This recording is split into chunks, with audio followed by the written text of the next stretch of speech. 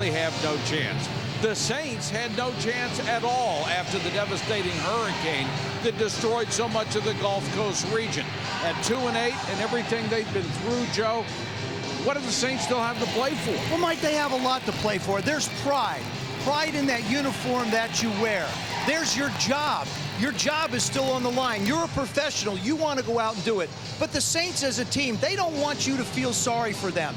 Remember, this is still a very explosive offense. Aaron Brooks to Joe Horn, one of the most dynamic passing duos in the National Football League. They're a group of guys that can get out and get it done. And they're going to challenge these Jets tonight. Two things they have to do. Have to start catching the football and definitely have to stop all the penalties. Then they have a chance to get this ship righted.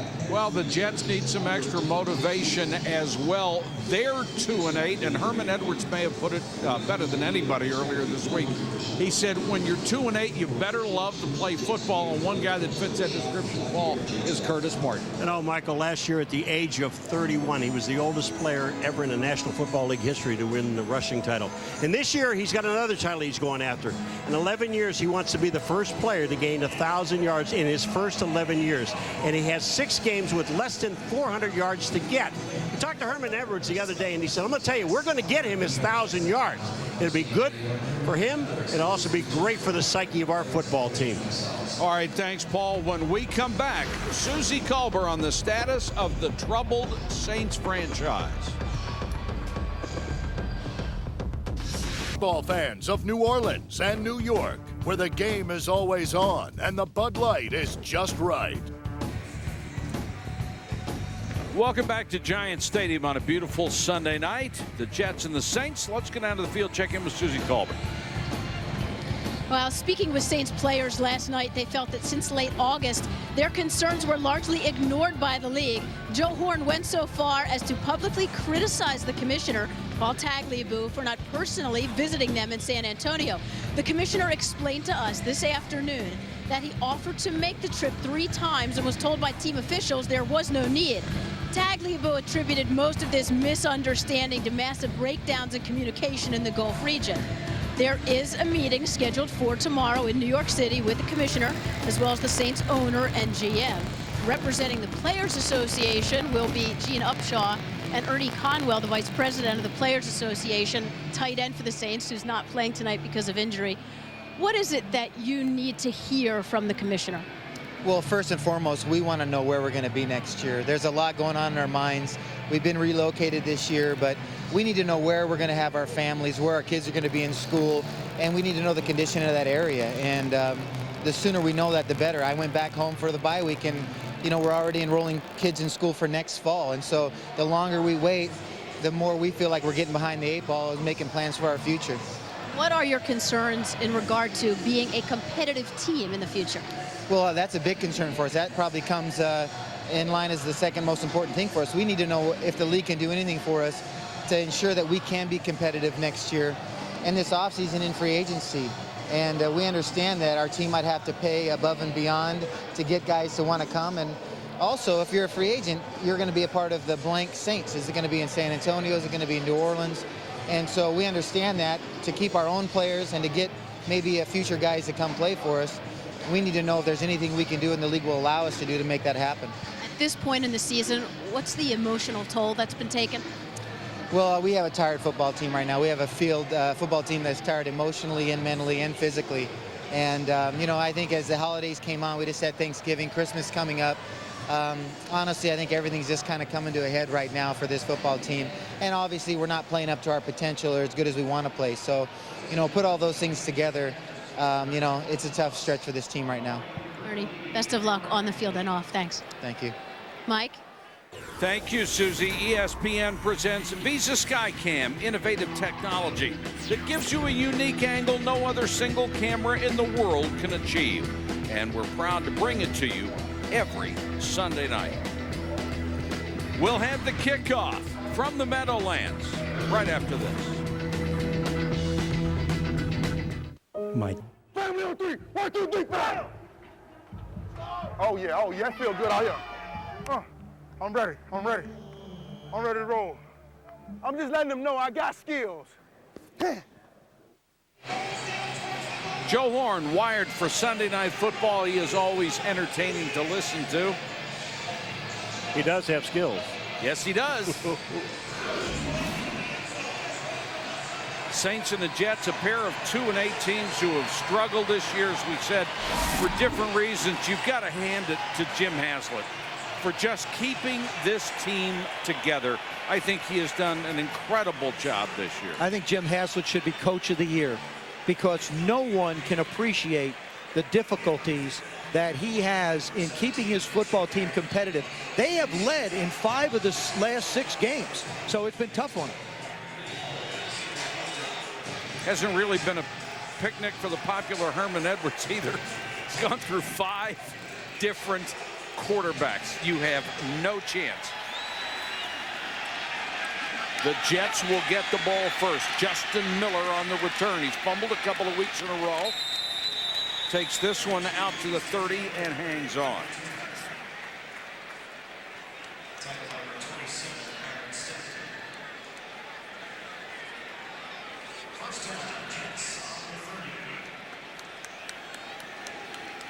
You know, you talk about 5 different quarterbacks, but when you're looking at their offensive line, they only have 1 offensive lineman who's been in the same position this year. They've changed 4 guys.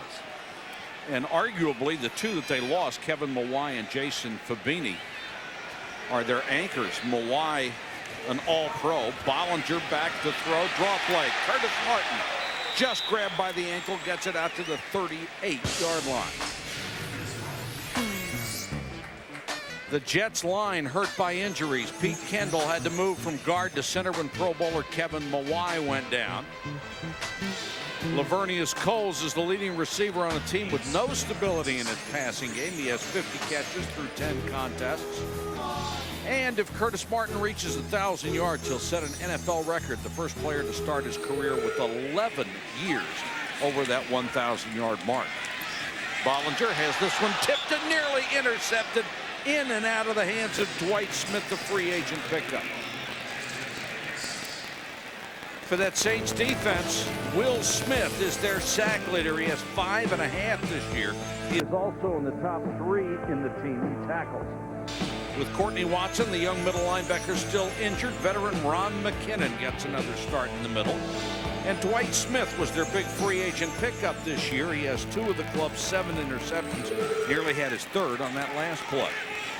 Jericho Cotchery comes in as a 3rd wide receiver. The toss instead to Curtis Martin, trying to get the first down, and he will not. It will be a 3 and out for the Jets as Cedric Hodge makes a tackle. Well, Fred Thomas was a corner, and he got in the backfield. He's the one that just disrupted everything and allowed the defense to make the play.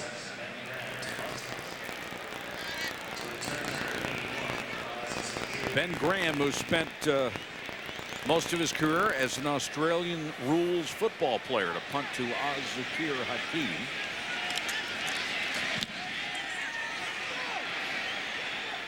High floating kick. Takes a good bounce for the Jets and goes out of bounds. That Saints offense is anchored by LaCharles Bentley in only his 4th year. He's already one of the league's best centers. Zach Hilton had 6 catches for 72 yards last week. Not much, you say? Both were the best of his career total. And Aaron Brooks has eclipsed the Saints legend Archie Manning with 116 career touchdown passes. He is now #1 in club history.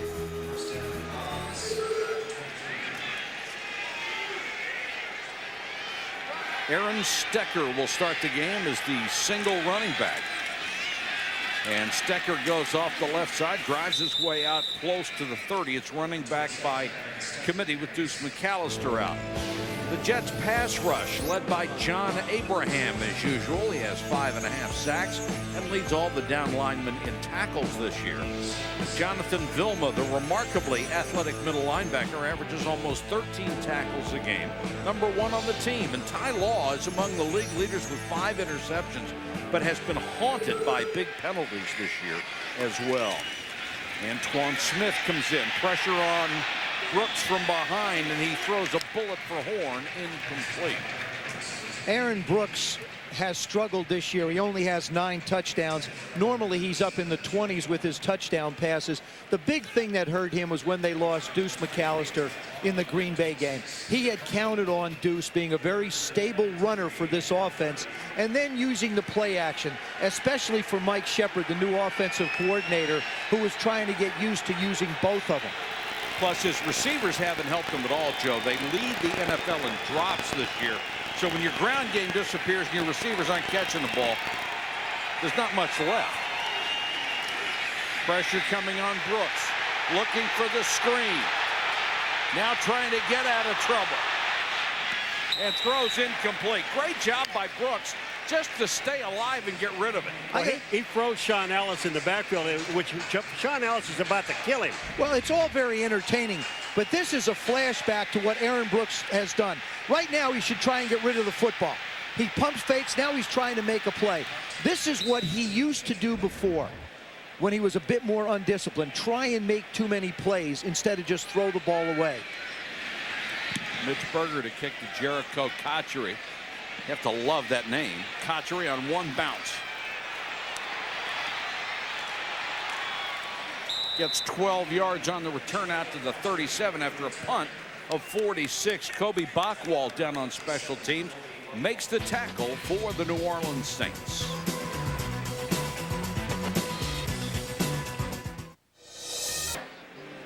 Welcome back to the Meadowlands. Saints and the Jets.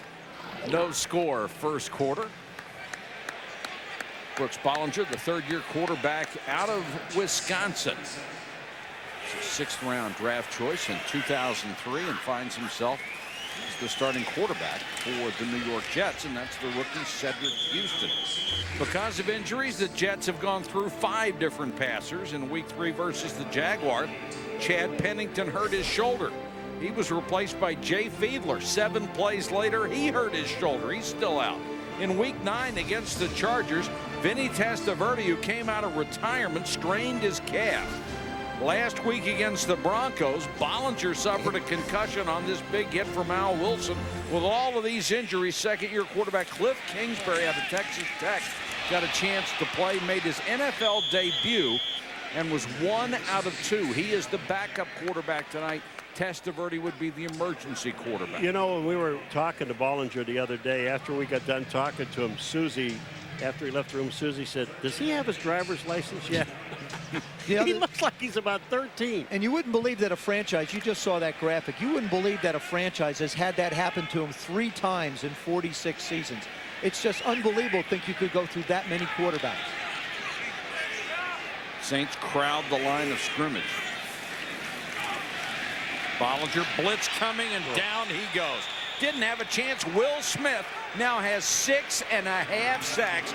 He leads this ball club, had 7.5 sacks a year ago as a rookie, and Smith hit the trifecta last week. He need a player who had grabbed his face mask. They didn't catch it. Got a penalty for that. Got a penalty for arguing with the official, and then got a penalty for throwing his helmet after the argument with the official. And that time, Jonathan Goodwin, their left guard, couldn't catch up to him as they ran a little trick inside. Rammed the punt to Az-Zahir Hakim. Nice kick, drives him back to the 20. 40, and to the 43-yard line. Nice return by Az-Zahir Hakim. There is a penalty flag down. We'll check out the marker. And the return man is still down. Holding, kicking team, number 52. Penalties decline. First down, timeout. Got a timeout. We'll check on Az-Zahir Hakim when we come back.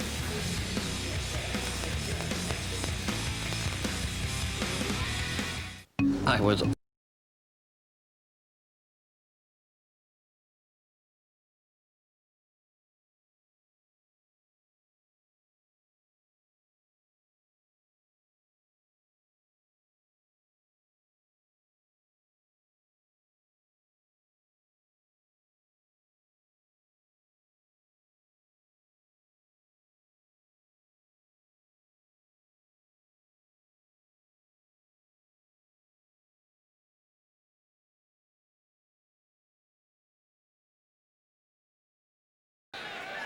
So is he.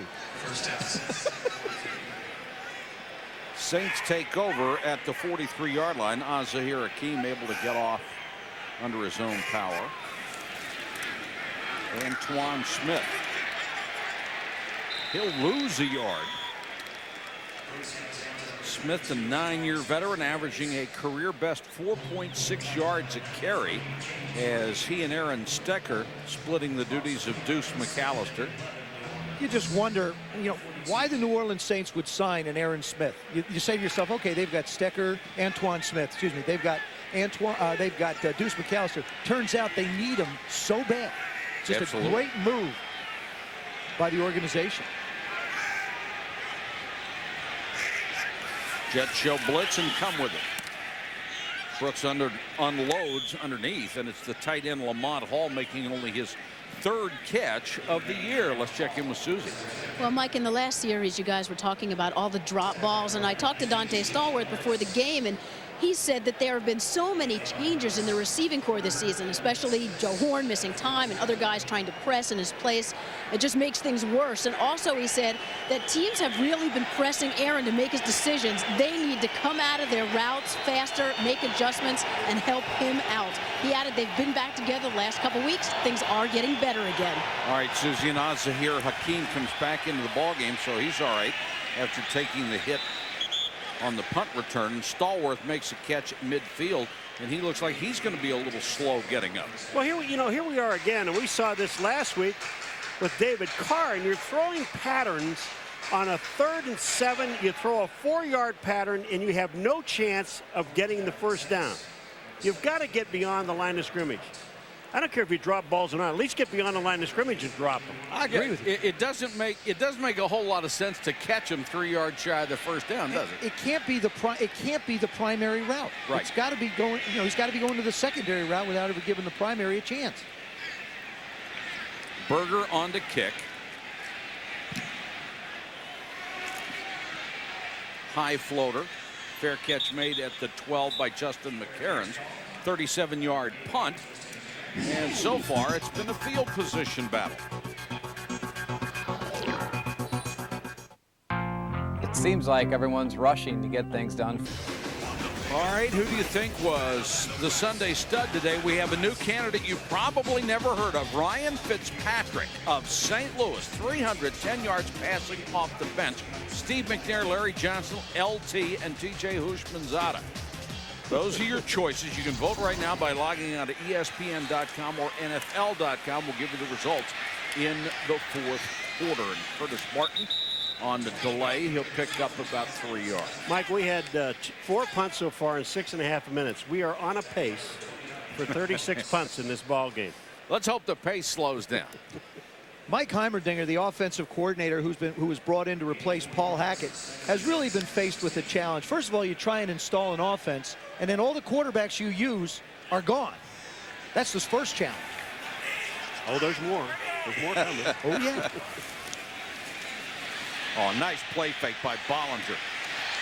And on a run, throws complete to McCareins, but there's a penalty marker down. Oh, beautiful ball fake. Holding defense, number 52. Penalties decline. First down.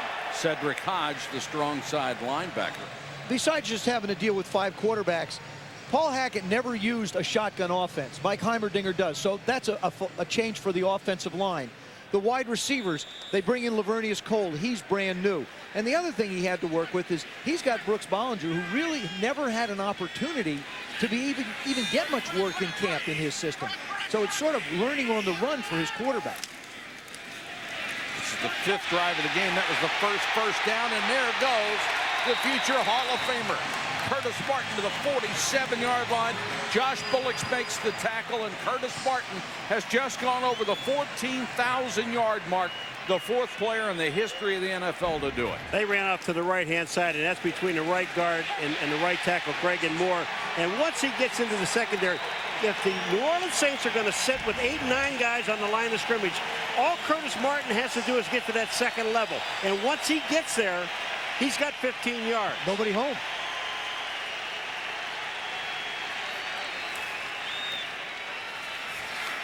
Bollinger pressured up the middle, takes off, gets to the 49, picks up a couple, and Jonathan Sullivan made the tackle. Entering only tonight, only 3 players in NFL history had rushed for 14,000. Emmitt Smith, the all-time leader, 18,355. The late great Walter Payton, second with over 18,000. Barry Sanders, the most exciting runner of all time, certainly ranks third, 15,000 plus. And Curtis Martin joins the list tonight. Boy, does he deserve it. He has just been a remarkable player who has done it without a lot of fanfare and a lot of publicity, but with a lot of class. And Curtis Martin cracks over the 50 down to the 48-yard line. Dwight Smith with a stop. You know, and we've had people question us and they're asked, you think he qualifies for the Hall of Fame? Boy, does he ever. If anybody does, Curtis Martin does. I mean, you look at all of the things that he has done, and they haven't been to Super Bowl. You look at the hurdles that he's had to overcome, constantly changing systems, constantly changing people around him, offensive lines that have to be shuttled, and he still manages to put up the numbers. The other remarkable thing about him, this is his 118th straight start. You don't think about Curtis Martin being that durable, but he is. The next longest streak of that kind for a running back is Sean Alexander with 41. You know, when we talked to Curtis Martin and we asked him about, you know, all the changes in the offensive line, because it does affect the runner. Start, offense, number 78, 5-yard penalty, 3rd down. Jonathan Goodwin. But, you know, it disrupts you because the offensive line, there's only one guy that still remains, and that's Brandon Moore. He said, the only thing I said to these guys was this: don't allow anybody in the backfield. Just if you keep them at the line of scrimmage, I'll be fine. I'll be able to do what I can do. Just don't let them back where I am. What a nice man. I mean, he really is a terrific person. Always had a great attitude. He's an awful lot to me like Warwick Dunn. Yeah. Blitz coming. Bollinger.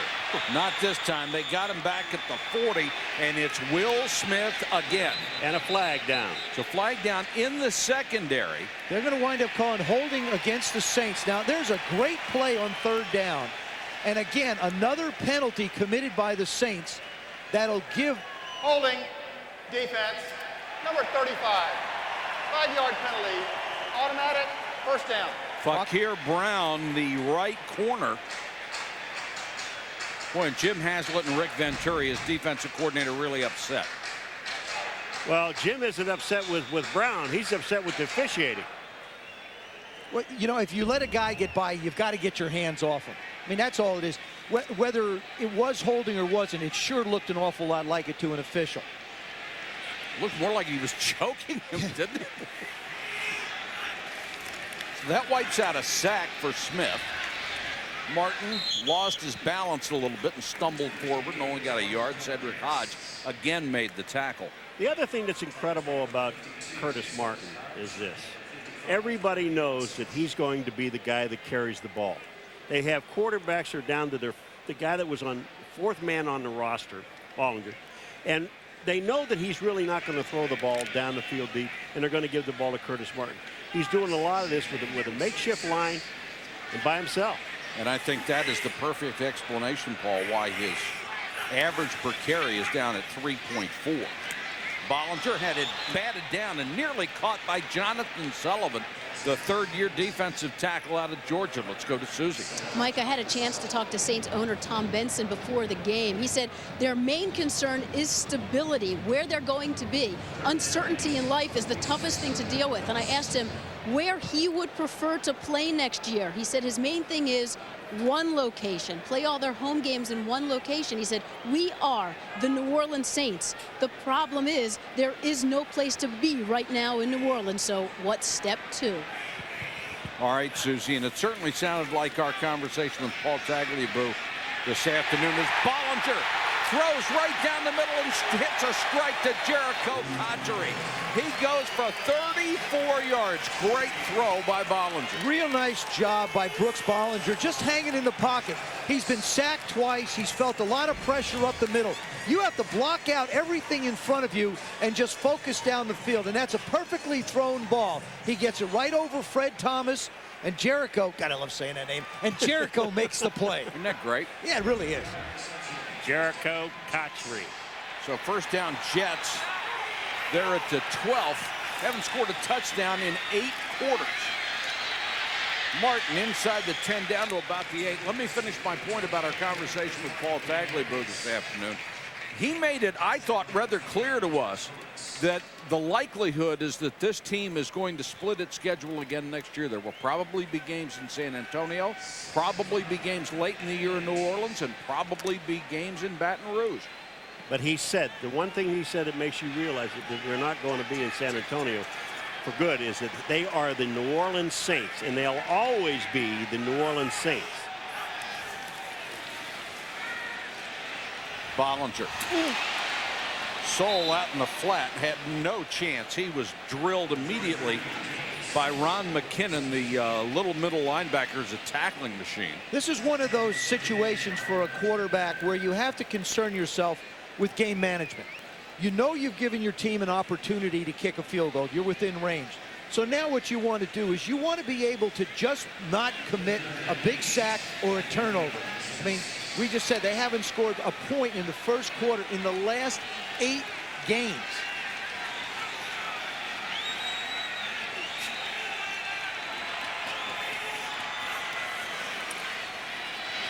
Bollinger with a short set, throws into traffic. That one could have been caught by anybody. It was intended for Doug Jolly. Dwight Smith probably had a better angle on it than anybody, and they'll have to go for a field goal. That was almost the mistake you were talking about, because Dwight Smith was sitting there waiting on this ball, and he just didn't jump on it fast enough. When I talked to Brooks, the hardest thing for him is to anticipate throws. Right now, when he sees a receiver open, then he's throwing it, and it's too late.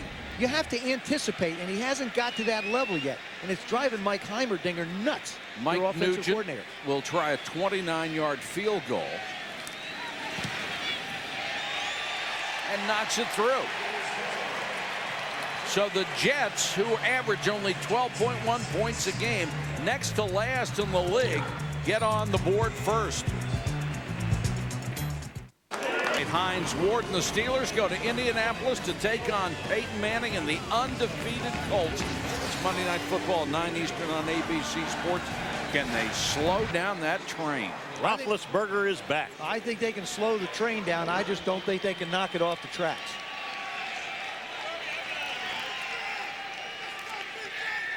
Aaron Stecker is deep to receive.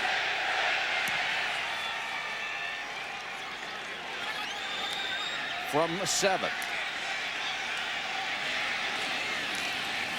And takes it back to the 30-yard line. Curtis Martin has entered the top 4 all-time, over 14,000 yards in NFL rushing history. Hey, tag guy. Huh? Where are your butt? Nothing. Jets, Jets. Jets. I was out doing a little tailgating before. Walked around out there with some friends. Yeah. You and food. Me and food. I happened to find a great bunch of people out there. Ann and her husband, Andy, had me out. It was really great, man. They get a tailgating. Green Bay coming up in a few weeks. Can't wait for the Bucs there. It's the only guy in the history of the world who's in shape and is going to look like Jabba the Hutt one morning. Now, I want to go back to what Mike Shepard's doing, the offensive coordinator of the Saints. What he's doing is he's going 3 wides to spread this Jets defense out. He realizes that the strength of that team is really in the linebacking core. If he packs everybody in, there's not going to be any spaces for the running backs to go. So if he spreads them out a little bit, then he has a chance to allow his backs to pick spots to move. Antoine Smith, the deep back, Mike Carney, the blocker.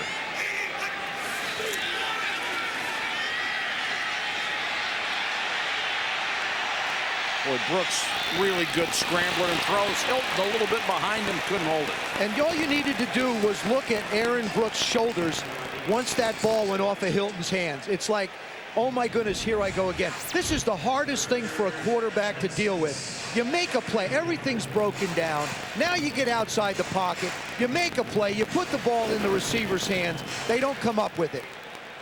And it's like, oh gosh, here we go again. Now you fight starting to press. running around trying to make a play, trying to make too perfect a throw, starting to aim the ball. He's got to block that out and forget it happened. 3rd and long. Hakeem comes in as a wide receiver. He's in the slot to the near side, and Brooks goes to the shotgun. Blitz coming. They pick it up well. The pass is incomplete. There's a flag down. Looks like interference. Justin Miller, the rookie, was on top of McCareins, or Stallworth, rather. Holding defense, number 22. 5-yard penalty, automatic, first down. Miller is in there because David Barrett, the normal starting corner, is out with an eye injury and has been. All right, this is on Dante Stallworth. Look at this. You're holding, and now you let go and tripping him on top of it. But, you know, there's another question. Is the ball catchable? You never know because he couldn't get out of his break. You know, when you're saying about Aaron Brooks, you know, oh my, they forgot. They sent the ball too soon. That was a great play. It really was. Yeah, here's a flag on the play, but that was a great play by Aaron Brooks. Just being alert enough to be able to field the ball. They centered the ball before he was ready, and the ball hits him in the hands. 12 men on the field. 5-yard penalty. First down. That's why the ball was centered early by LaCharles Bentley. He saw it, but Herm Edwards' football team does not make a lot of penalties. They've been in the league's fewest over his entire tenure as a coach here with the Jets. Well, all right, you know, you were talking about Aaron Brooks forgetting about what happens when the guy drops the ball. Joe, we know, and we said this at the beginning, they've been dropping him all year. No, I'm not saying it's not easy. I'm just saying they've been dropping him all year long on this guy. No, you're right, Paul. It's not an easy thing, but you have to put it behind you. Stecker, midfield, hard run. Aaron Stecker down to the 46-yard line. Stecker's been in this league for 6 years. Always been mainly a 3rd down back and a kick returner. Well, look, you just look at the power. When he gets in the hole, he knows he's going to get hit, but he just keeps his legs going. He ends up picking up the 1st down. It's just hard running. And it takes 3 guys to replace Deuce McAllister. It really does. That's why all these guys are on this football team. End of the quarter, the Jets lead it here 3-0 over the New Orleans Saints. Tomorrow at 11, turn to ESPN News for NFL Monday Quarterback presented by Coors Light. You've just been identified by a competing agent. How are you going to handle it? I'm going to borrow this. I like where your head's at. In quarter from New York where it's 3-0. Let us pose a question for you. If you're a free agent at the end of this year and you have several choices of teams to go, do you even think about going to the New Orleans Saints, not knowing whether you're going to play in New Orleans, Baton Rouge, San Antonio, combination of all 3? Well, I think first of all, the problem they face is difficult.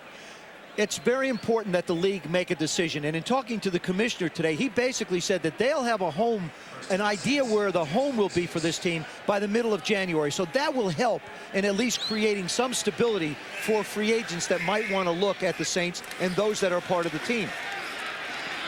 Brooks, good protection as they came with a blitz.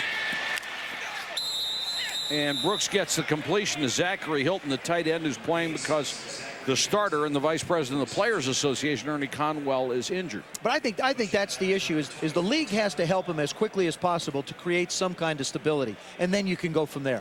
Well, if I'm a free agent, you're only one way you're going to get me to go to this football team, and that's that you got to give me a whole lot of green, and I mean a lot of money, and guarantee me that I'm going to be there for a long period of time. You're going to have to take care of my family. You're going to have to do all these things because I have a choice of going 31 other places. I think the hardest thing for everybody involved, particularly the league, because they're balancing so many different things, is nothing like this has ever been done before. You have a city in New Orleans that has still no infrastructure, no operating schools, a couple of operating hospitals. Parts of the city are uninhabitable. There is no economy to support a professional football. That's why Jim Haslett has done such an incredible job to keep this team competitive. Like I said, they've led in 5 of the 6 games that they've played in, the last 5 of the 6.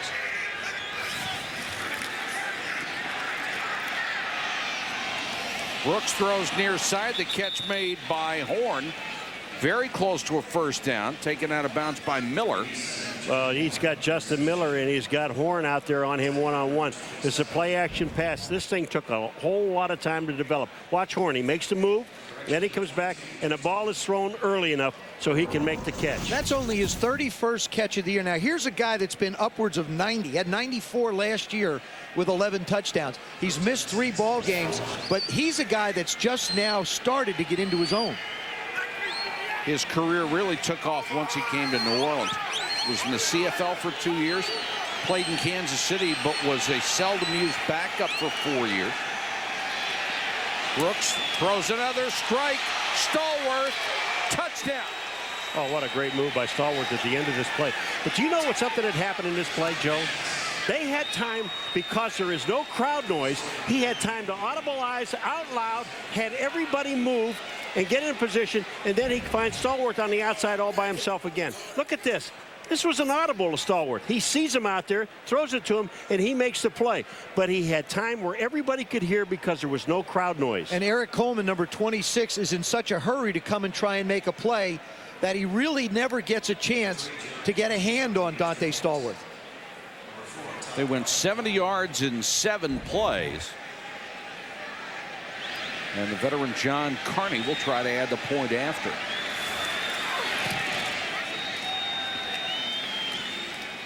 And in front of a very quiet crowd, the New Orleans Saints march to a 7-3 lead here at the Meadowlands.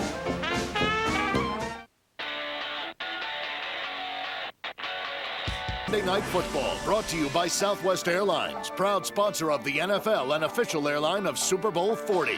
Smooth and refreshing Bud Light, great taste, great times. Verizon Wireless, there's only one reason to choose a wireless company. It's the network. And Saab, when you used to build jets, you don't build just another car. Saab, born from jets. Well, what a pretty night in late November in New York. No wind. Mitch Berger to kick off, and Justin Miller is deep for the New York Jets. And for Stallworth, that's 6 touchdowns in his last 6 games after not scoring at all in the first 5. Miller lowers his head and takes it out to about the 33-yard line. That was a very impressive drive for the Saints. They answer the Jets score. Good, solid running.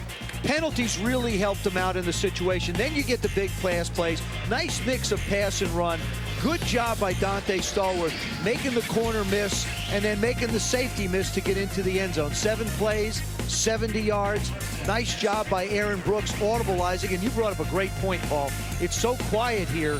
He was able to communicate to his wide receivers easily.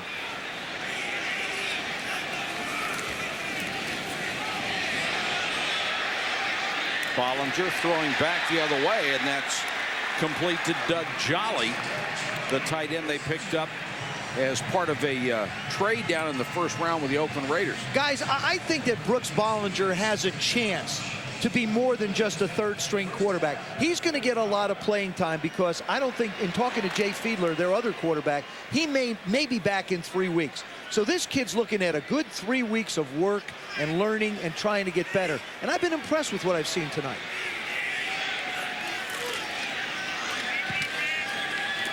Martin, only a couple. And I want to show you the thing that he's working on. He has to work on anticipating the throw. On pass track, you see the dark line? That's where the ball will go. Nice job to Kotchery right down the middle over Fred Thomas. But look at it. He led the receiver by 11 yards. That's anticipating your throws. That's where he'll continue to improve as he plays the position every play. He's certainly athletic enough, does not have a huge arm. He's a gamer. Yep. He's a gamer, nothing pretty. And are the Jets going to have quarterback decisions to make at the end of the year? I mean, they've just got so many guys. Soule, who's a very good receiver as a fullback coming out of the backfield. I mean, you've got Brooks Bollinger. Vinny is going to retire. Kingsbury is the third guy. He doesn't seem to figure in the mix. Fiedler and then Chad Pennington. Pennington has undergone 2 shoulder surgeries. The question is, can you afford to gamble that he will come back and be your starter, or do you have to try to do something in the draft or in free agency? I think well, March is going to be a deadline. I talked to Chad Pennington, and he feels like he'll be able to start throwing in March. So they'll have a better idea once they hit that date of what they've got. Draw play.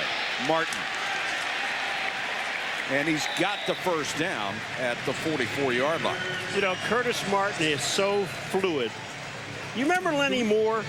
Yeah. How he used to glide. Watch this play here with Curtis Martin. Watch him glide back to the outside. Now watch him come right back into the inside. He glides. But I'll tell you what, when he lays his head down, look out.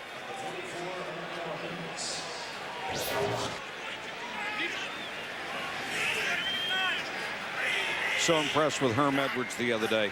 He said, we're going to give this guy a real chance to get 1,000. If they give him a chance to get 1,000, he'll get it. Let's go down to Susie Moore on Curtis Martin. Well, and how about Curtis watching 4/5 of his line change during the season? He told us you have to go back to basics when this happens. He explained that before the season starts, you get to know what each guy does best, and you have a program in your mind. As each change happens, then you have to relearn the program, and you really don't know what to expect, especially when you have to learn each guy in the heat of the battle. That was Kevin Mawai you just looked at, who's one of the best centers in the league today. And with this guy out, I mean, you lose the guy that makes all the calls on the line of scrimmage, but they lost everybody around him. I mean, the only guy that's left was Brandon Moore, number 65, is the right guard, but the rest of those guys are gone. This guy is a Pro Bowler. Plus, Chris Baker was their best blocking tight end. So the 6 guys up front, they lost 3 of them. Just as an example of how important Kevin Mawai is, Pete Kendall has moved over to play center. Vinny Testaverde fumbled 2 snaps from center last week against Denver. I talked to Vinny. He said, I haven't done that in my entire career. Martin. He just runs so hard. Takes on the linebacker, Colby Bachwalder's 240 pounds. Who goes backwards? Bachwald. Well, again, I'm going to repeat what Curtis told us the other day on Friday. He said, I just told these offensive linemen, you're all new. Just don't have anybody in my face. Now, if you look at what this offensive line just did, they met the New Orleans Saints at the line of scrimmage. They didn't let anybody in the backfield. When that happened, Curtis Martin picked up 5 and a first down. Now, what Rick Venturi, the defensive coordinator of the Saints, is going to have to do is bring them closer to the line and start to create penetration. Martin has carried 4 times in a row on this drive. Good play fake by Bollinger. Now he runs up the middle and dives forward, trying to get that extra yardage, and he's down inside the 28-yard line. And I like what he did. He felt the pressure, and he was decisive. When I had a chance to sit with him, we talked about a few things, and one of the things we talked about was being decisive. When you make a decision, do whatever you're going to do. Don't stand around. He winds up with positive yards. Now you're looking down at 2nd and 7 or 2nd and 6 versus an incompletion or a sack. So you like what he did in lieu of what, getting killed? Yeah, exactly. And he liked it too, I'll bet. I bet he did. Martin. There's the pressure coming from the outside. Mike McKenzie came up from the corner, and Dwight Smith came up from the safety spot. I think Bollinger can roll out anytime he wants, because all he has to do is fake to Curtis Martin or fake to a back. And these defensive ends are crowding down to the inside. Once they do that, he gets to the outside. He's got a tight end. He can pick up a first down. Just run play action. The other thing they've done to help him, they pretty much have divided the field in half. They've just let him work with that half.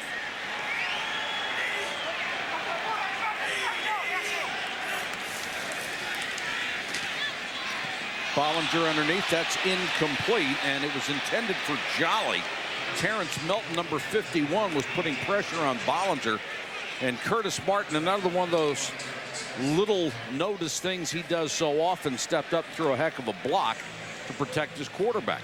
This whole kicking operation for the Jets is new. Mike Nugent was their 2nd-round pick. And Ben Graham, Mike, you mentioned it, from Australia, has never punted until April, or the American football, and had never held before in his life. He said because it's not part of Australian rules football.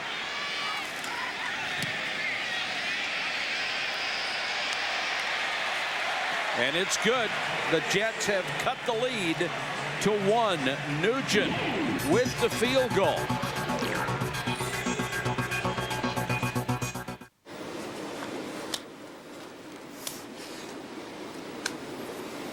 Join us for a full night of football next Sunday on ESPN, starting at 7:30 Eastern with NFL Primetime. Then on Sunday Night Football, Randy Moss and the Raiders go south to San Diego to take on LaDainian Tomlinson and the Chargers.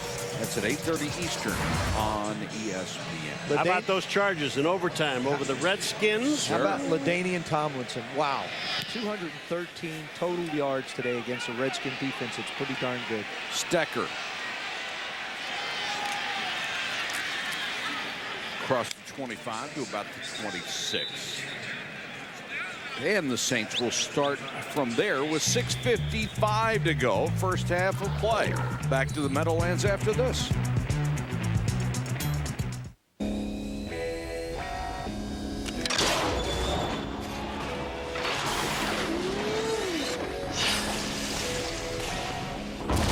Saab was founded by 16 aircraft engineers.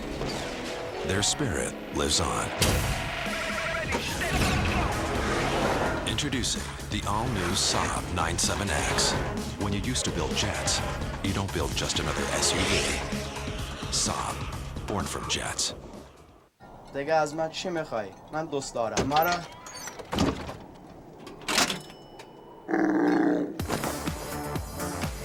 Funk away, Beethoven. Thanks for the lift.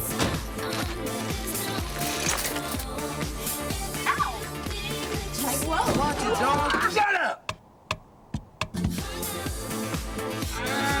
Oh, and another one. Biggie, no!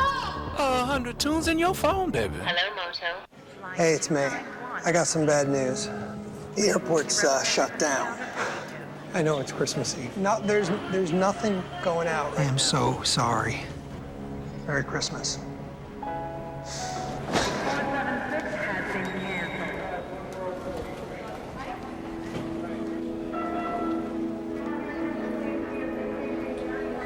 What would you do for love this Christmas? On December 10th, What is the motto of West Point? Duty, honor, country, sir! beneath the code of honor lies a code of silence. I can get you the answers. This is a violation. It's the way things work. Code Breakers, an ESPN original movie, Saturday, December 10th at 9 p.m. Eastern on ESPN. Jim Haslett on the sideline, continuing to teach. I just admire what Jim Haslett has done. I admire Jim Haslett, period. And like I said, you just cannot appreciate how difficult it is getting these guys up to play and get them to work and get them to meetings and get them excited about putting on their uniform.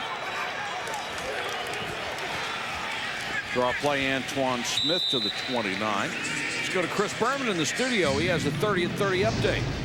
All right, Michael, thank you very much. Bad news for the Jacksonville Jaguars, who are 8-3, but Byron Leftwich in their win today at Arizona broke his left ankle. He's out 4 to 6 weeks. David Garrard, who played most of the game today, will now have to lead them at quarterback. How about LaDainian Tomlinson? You heard Paul mention it. 41 yards in overtime to win the game after he had run a long run to tie the game against Washington. We'll have our fastest three and heroes at the half, guys.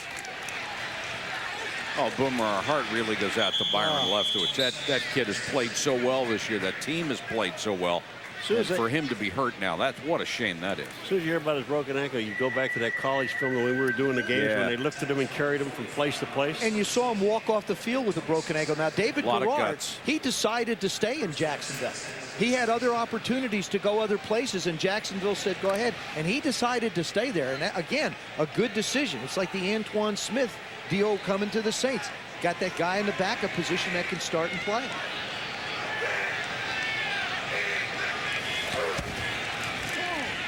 Brooks short set, pull it out to Stallworth. He's run out of bounds by Ty Law.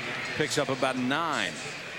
Dante Stallworth is the guy that I'm just telling you got to stay on top of him. Justin Miller, you just take a look what Justin Miller does. He hits him again, and on the next play he's going to stymie him at the line of scrimmage. But watch what happens when Justin Miller doesn't hit Dante Stallworth. Here comes a touchdown. He lets him go. Bang, it's a touchdown. So you better contact him at the line of scrimmage if you want to slow him down. Stecker. Nifty little move to get through the line across midfield. Joe Horn wired tonight. Here's what he thought on the touchdown. Money. That's money. That's money. 83 growing up, Ty. 83 growing up, boy. He's growing up. There's 2 Pro Bowlers. Ty Law, Joe Horn. Perennials. 4 Pro Bowls. Probably won't go this year. A lot of space open at the wide receiver position in the NFC for Pro Bowlers this year. Missed 3 games with a hamstring, so his numbers are way down. Brooks with good pocket awareness, scrambles, completes to Horn. Was he in bounds? He was in front of Miller. You can see it in this game. Watch when Aaron Brooks drops back, how much time he has with no one around him. And then you watch when Brooks Bollinger drops back, a lot of people in his face. Watch Joe Horn. He's just standing there. He's waiting, he's waiting, he's waiting. Now he makes a move because he sees him in trouble. Look at this. Did you see how quick his hands are? Just reach out and snatch it. Yeah, he did. He's got tremendous hands. Somewhere you have to take a shot down the field, I think. 2nd down and 3. Good place to take a shot. Clock running. We're under 4 in a rapidly moving first half. Stecker was the one that took the shot. Shakes 4 green-clad tacklers. Finally, Coleman gets him down. Back at the 44, it's a loss of 4 yards. Dwayne Robertson on the outside. Look at here. Look at Stecker. He's going to get hammered. He goes back the other way. I mean, just spinning. I mean, that's an outstanding run. He didn't gain anything. And that was Brian Thomas, and he's one of those #1 picks that the Jets have invested in making their defense both young and aggressive over the last 4 years. They're going to have to start swinging to the offensive side soon.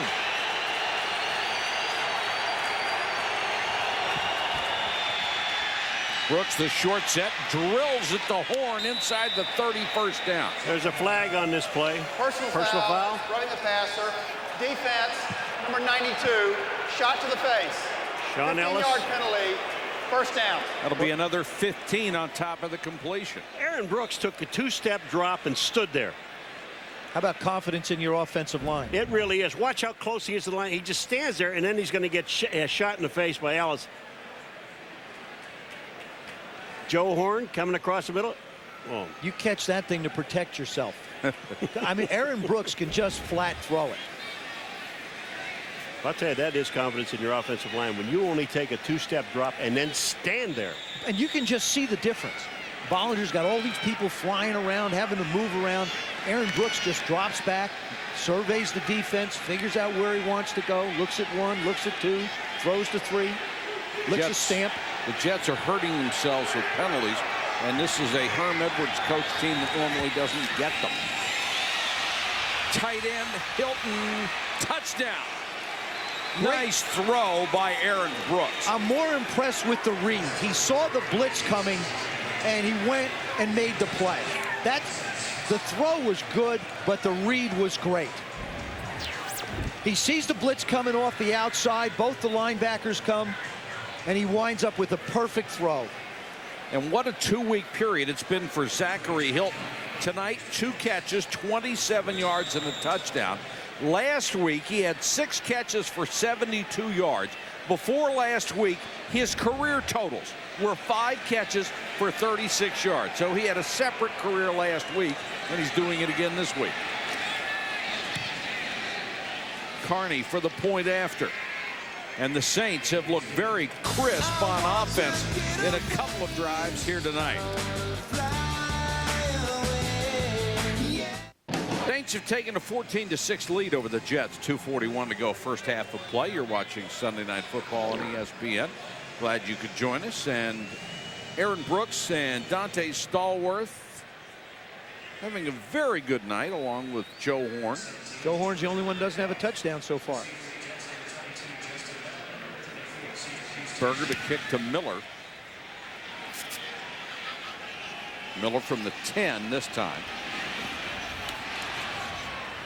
And just across the 30, let's check in with Susie. Well, checking in on some of the best games of the day. The defensive ball, 7-3 Chicago, 7-3 Tampa Bay. After a Chris Sims fumble, the Bears have the ball on the 1. Kyle Orton hits John Gilmore. Bears lead 7-0. 2:47 left in the fourth quarter. Bears by 3. Matt Bryant trying to tie it, no good. And the Bears survive 13-10. That #1 defense doing their job again. The Bears have won 7 straight, but within the division, Minnesota not going away. They've won 4 in a row with Brad Johnson at the helm. The Bears defense is a serious group. You have to admire the Vikings. It's rather remarkable after all they've faced. The NFC South is pretty tight too. Bollinger, great play to set up a screen on a ball that was bobbled and then tripped as Curtis Martin and can't get much out of it. Nothing like dribbling at first. They gained a yard. They gained a yard. Yeah, that was a disaster waiting to happen. And this is where he'll have to grow up, because this is part of managing the game in a 2-minute drill. 4-man rush. Jolly makes another catch, and they're going to say he did not get out of bounds. Clock runs, and now they will stop it at the 33 as we have reached the 2-minute warning.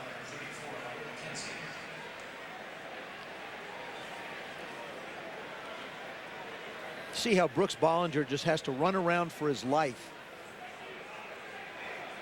Requested their first charge timeout with 2 minutes, 2 seconds on the clock.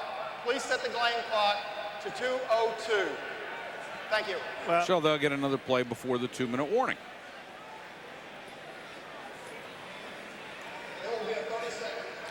Stay tuned for the Toyota halftime show. Chris Berman will have the fastest 3 minutes in television, Boomer's halftime heroes, and the CFL Grey Cup. That's coming up on the Kia halftime show. Montreal and Edmonton in the Grey Cup.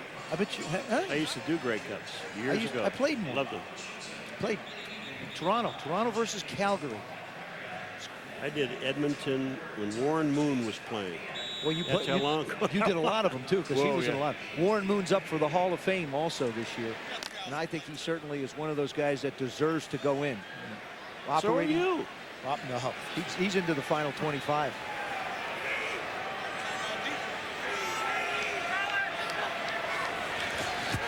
Blitz coming.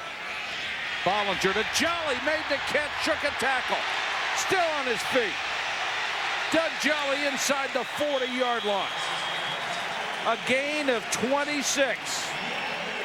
Yep. Bollinger somehow fit that ball in there.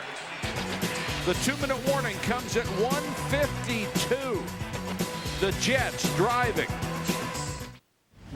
Back in New York, where the Saints lead the Jets 14-6, but New York driving, they've reached the New Orleans 40-yard line. 1st and 10, plenty of time to go in the half, 1:52 for Herm Edwards and his offense.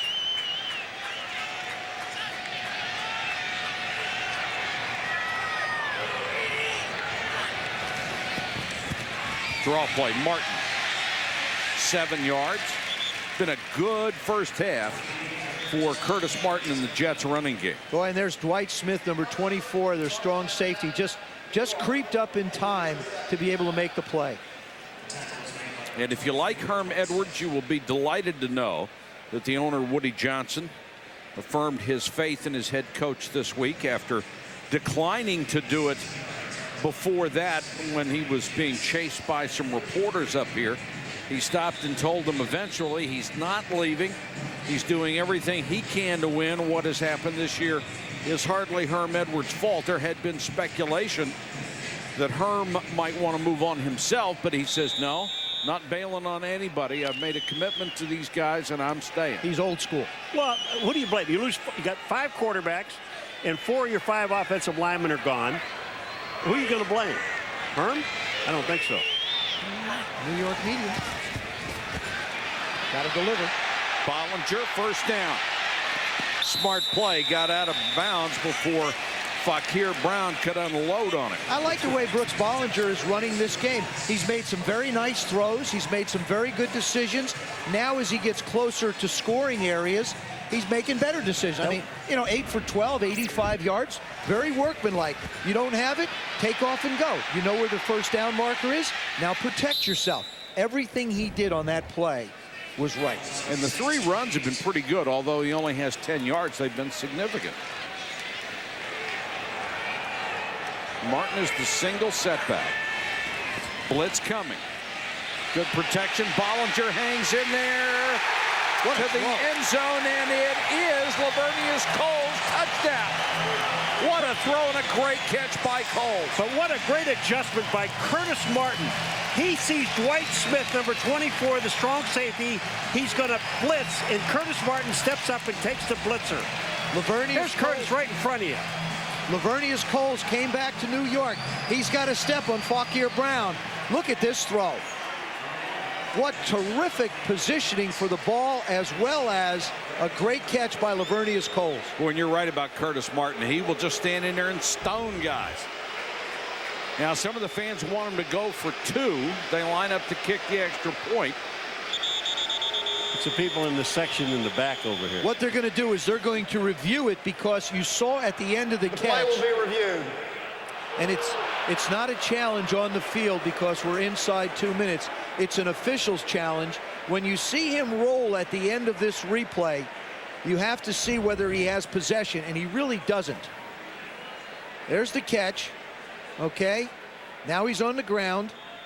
Knee hits the ground. He's got the ball, and the ball bounces loose. Does he have control?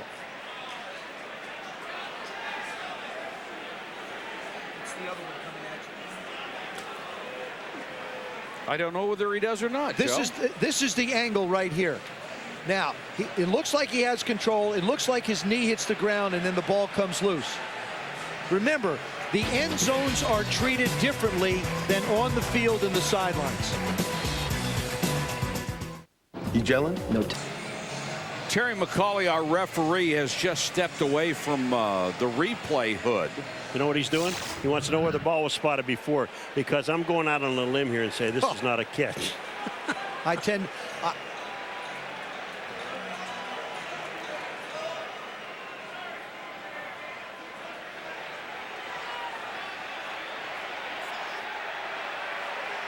The suspense is killing us. Just the sign alone will scare you. Well, just the booing will scare you. It'll tell you that what he was doing coming out, he wanted to know where the ball should be marked. It's an incomplete pass.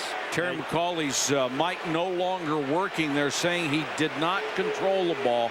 If you saw the catch earlier in the day, Jeremy Shockey of the Giants, even though he had a similar play, he was knocked down. He wasn't diving for the ball, and that's the difference in that call. Now, let me tell you, Brooks Bollinger can't get wrapped up in what the officials are doing. He's got his team on a roll. It's going to be second down. You're in a scoring opportunity. I think the Saints will get up and give him another chance to be able to throw the ball into the end zone for a touchdown. He's got to be the leader of this football team now. Was that a great throw?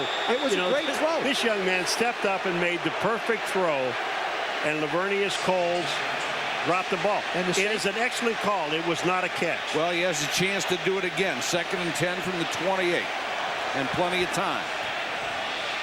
Draw play to the rookie running back Cedric Houston, and the fans may not have liked the call, but they certainly didn't like the official's decision on the touchdown or no touchdown. Be careful here. It's 3rd down now. They need about 5. Bollinger somehow got out of that trouble, and now the officials will come in and blow it dead because they said there was illegal motion before the snap. They're going to call that on Scott Gregg, the right tackle. Well, at least this got the crowd back in the ball game. Unfortunately, the crowd was booing so loud, it screwed up their own team.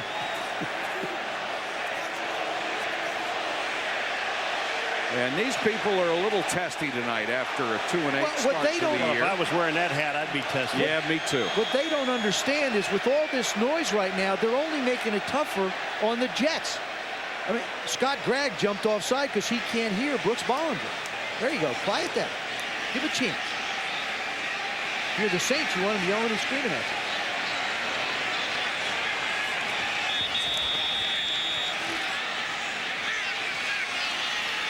This one's complete to Martin. Martin got to the 23-yard line. It sounded like somebody blew a whistle. Somebody's got a whistle. I mean, half the teams on both sides stopped. And it wasn't an official on the field. That's what Laveranues Coles is coming back to him saying. It's a nitwit in the stands is doing it. Clock is still running, by the way. They're going to run this down and kick the field goal. I think you run it down and take a timeout. Because what you do is you stand there, you talk to the official, you look at the play clock. With 2 seconds to go, you say timeout. Well, I was convinced they were blowing this play dead again because that whistle was very audible. I heard one too.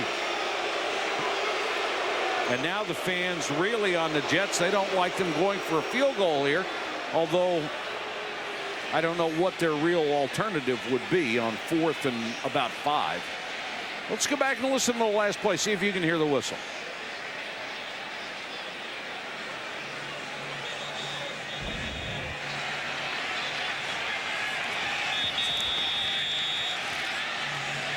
Pretty audible, isn't it? Yeah, and that was not an official's whistle, but you see all the players on both sides really sort of stop.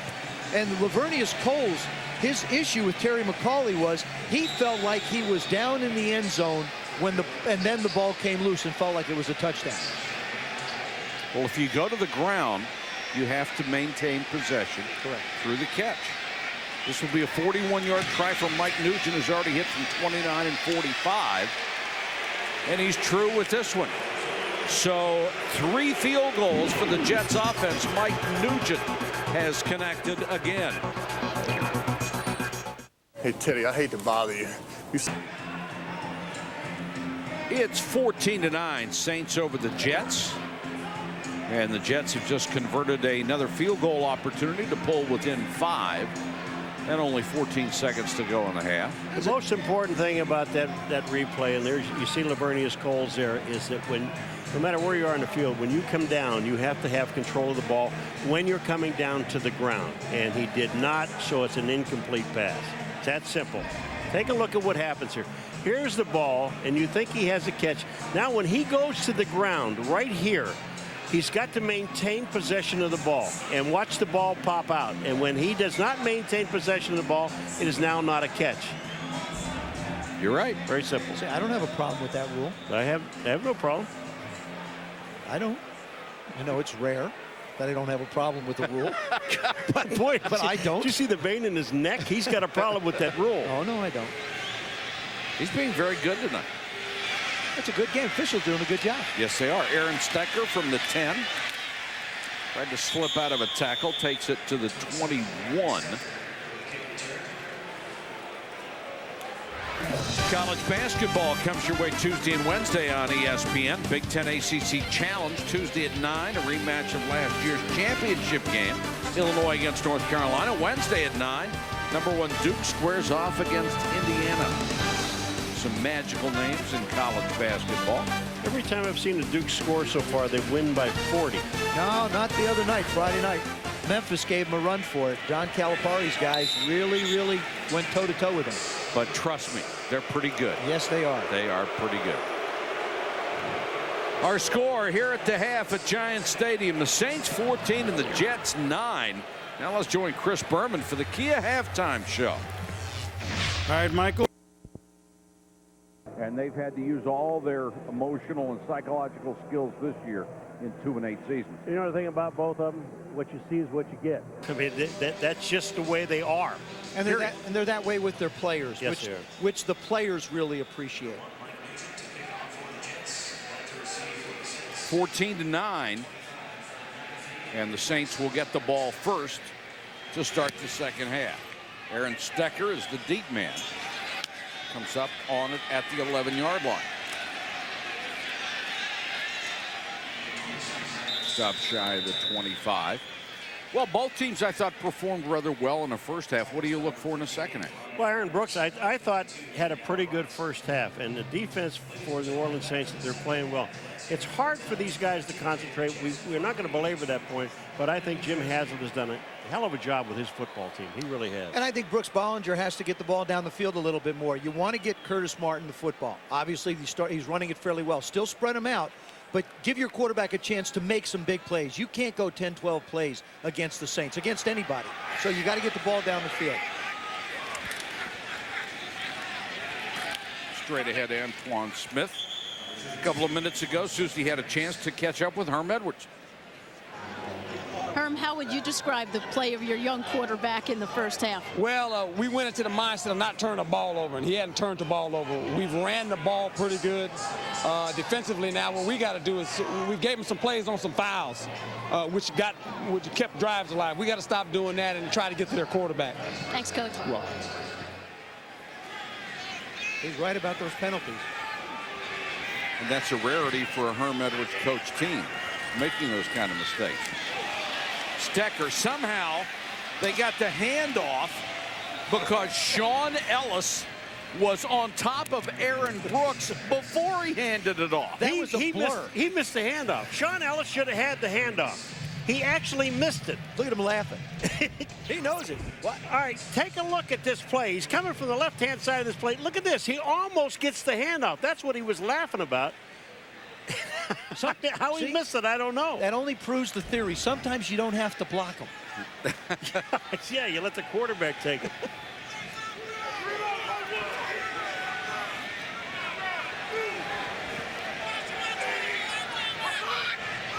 Oh, boy. And movement up front.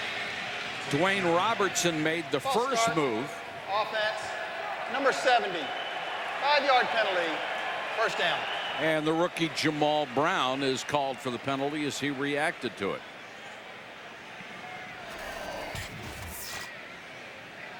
The Saints tonight, Brooks 9 out of 12, under 100 yards, but 2 scores. Horn with 3 catches, Stallworth with 3 catches, one of them for a touchdown. This is another team that I think has to try and stretch the field a little bit. You know, Mike Shepard playing it close to the vest, wants to try and still be a running football team. I still believe with Stallworth and Horn outside, you have to take a shot. Well, both of these teams have been so bad at turning it over. I think that influences their decisions as well. This one behind the tight end, Zachary Hilton. He makes this catch, and Kerry Rhodes, the rookie safety, takes him out of bounds. That's a nice catch. I mean, he dropped the one that was behind him a little bit as Aaron Brooks scrambled, but since then he's caught a touchdown pass, made a couple of good catches on the sidelines. Balls haven't been perfect, but he's hauled them in. He's the tallest tight end in the NFL, 6'8", 268. Because he's so tall, he's not that much of a blocker. He doesn't get leverage on people. In about 6 or 7 years from now, he'll be a tackle.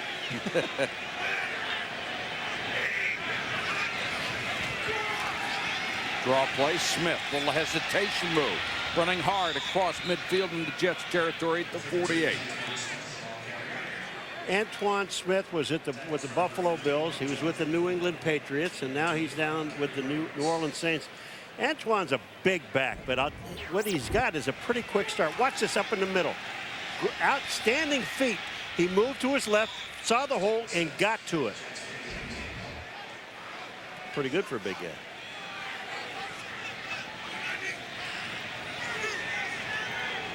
First down, Saints in Jets territory.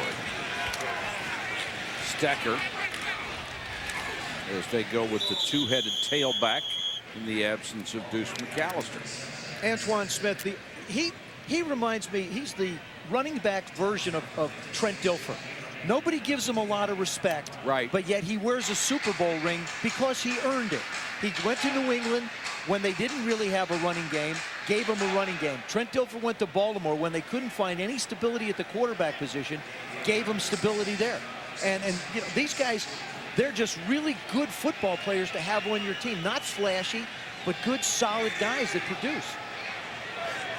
Stecker goes in motion, leaving Carney as the single setback. Jets show blitz and come with it. Brooks flushed. Flag. Dwayne Robertson makes the tackle. The penalty will be against New Orleans on a hold as they Holding tried to protect their offense, quarterback. Number 64, 10-yard penalty, second down. Kendall Jaycox, the athletic left guard. You're really athletic when you hold. You get caught. And you look at that offensive line, Wayne Gandy, Kendall Jaycox, LaCharles Bentley could be one of the best centers in football. Jermaine Mayberry and Jamal Brown, their #1 pick. And the poor kid, number 70, Jamal Brown, he said he feels like he's going through a draft a second time because of the issues in New Orleans. You know, he didn't know where he was going to be when he came out of the draft, and he doesn't know where he's going to be now that he spent a year in professional football.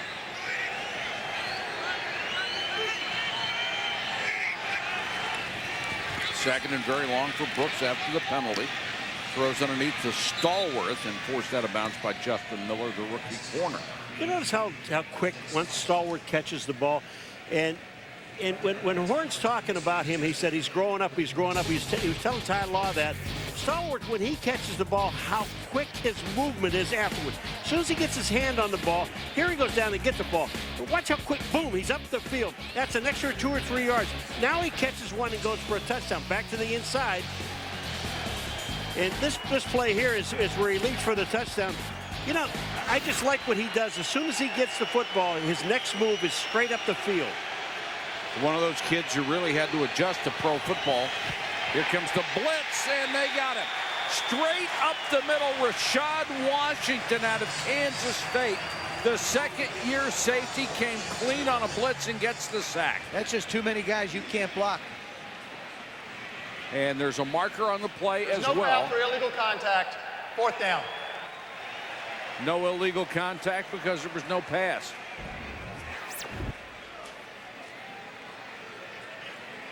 Right there. There's Rashad Washington coming clean on the blitz. And they'll have to punt it away after crossing midfield, driven back by the Jets defense. McCareins waits at the 10. Jets put on a rush, didn't get there. McCareins has to back to the 9. No blocking. And still got it back to the 18-yard line after a 42-yard kick. 14-9, Saints on top, mid-third quarter. Audience, any other use of this telecast or of any pictures, descriptions, or accounts of the game without the NFL's consent is prohibited. ESPN Sunday Night Football, brought to you by Southwest Airlines, proud sponsor of the NFL and official airline of Super Bowl 40. NikeGridiron.com. Mazda, always the soul of a sports car. And Miller Lite. On your next beer run, grab some great tasting, less filling Miller Lite. Miller, good call. Happy holidays from the bravest in the final. The New York City Police Department and the Fire Department have competed in the Fun City Bowl every year. For 33 seasons, the Police Department won this year's game 28-10.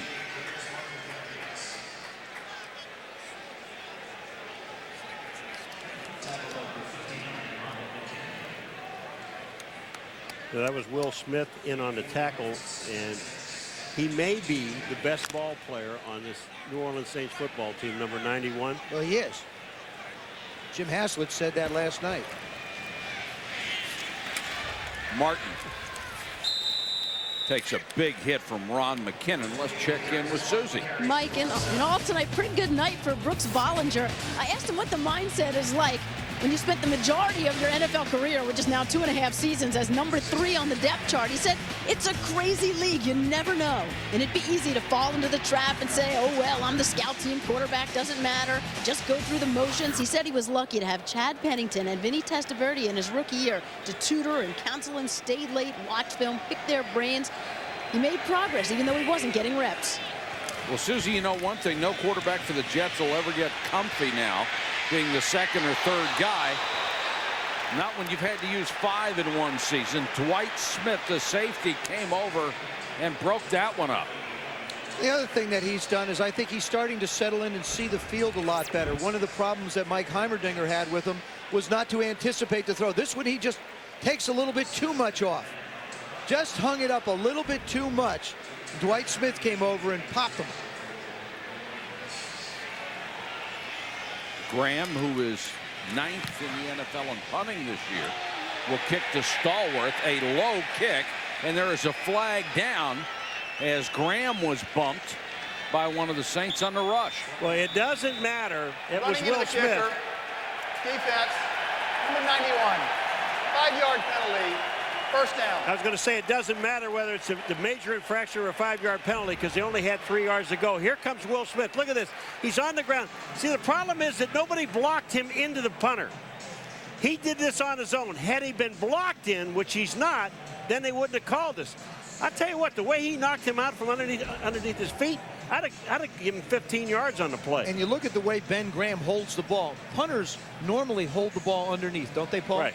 This guy holds the ball off to the left side like he did in Australian rules football and can just kick the living daylights at it, like Darren Bennett used to with the San Diego Chargers. Jim Haslett's team again. They do a nice job on third down. They stop them third and leave it fourth and short. They wind up committing the penalty. Mike Westhoff, the special teams coach, who's been here and done a terrific job with the Jets special teams, always having new young guys to work with. They always make plays. Done a great job wherever he's been in this league. And the reason I say that should have been a 15-yard penalty, when that guy's leg, the punter's leg is in the air, he's so vulnerable to anything. When you hit him like that. Go ahead, protect the punter. Well, you know, you should. Someone has to. They're all by themselves back there, talking to themselves. Bollinger on the run down the sideline, and the catch is made by McCareins. And there's a flag back here at the 35-yard line. And going to be defensive holding. This is going to stand. A 36-yard gain. Defense, number 57. Penalties decline. First down. That's Bockwald called for the hold. They turn it down, take the 31-yard gain instead. This is a nice call by Mike Heimerdinger. They've been running bootlegs. They've been running crossing routes. Watch McCarein. He's up against Mike McKenzie, who's pretty good. He runs the out. Now he leaves him in the dust. Just leaves him in the dust. Oh, that was a good play. That's Josh Bullock, who is the second-round pick from Nebraska as the safety, another rookie. Coming into this game, Bollinger had only been able to hit one pass over 20 yards during the time he's played. He was 1 for 13 until that throw. The thing that I like about him tonight is he's done a nice job of spreading the ball around. Completed a couple of them over 15 yards, 1 for 33, 1 for 36. And Mike, you mentioned they've been struggling getting the ball down the field. But he's doing a real nice job of getting the ball out of his hands, not taking sacks, not taking negative plays. Nice workmanlike night. So the Jets on the move. They've reached the Saints' 32-yard line. Very competitive game by these clubs. Bollinger throws another strike. Coles inside the 20. And Laveranues Coles driving for more down to the 15-yard line. You know, you're looking at a 2-2-8 team. And you're looking at a team, the New York Jets, who've down, what, 5th quarterback? And look at this. Laveranues Coles comes back to the ball. But watch what he does afterwards. He is the inside receiver here. Watch him. He'll come back to the ball. Now watch what he does. Look at his leg strength. I mean, that's determination. He picked up on another 10 yards just on his own. Fred Thomas couldn't get him down.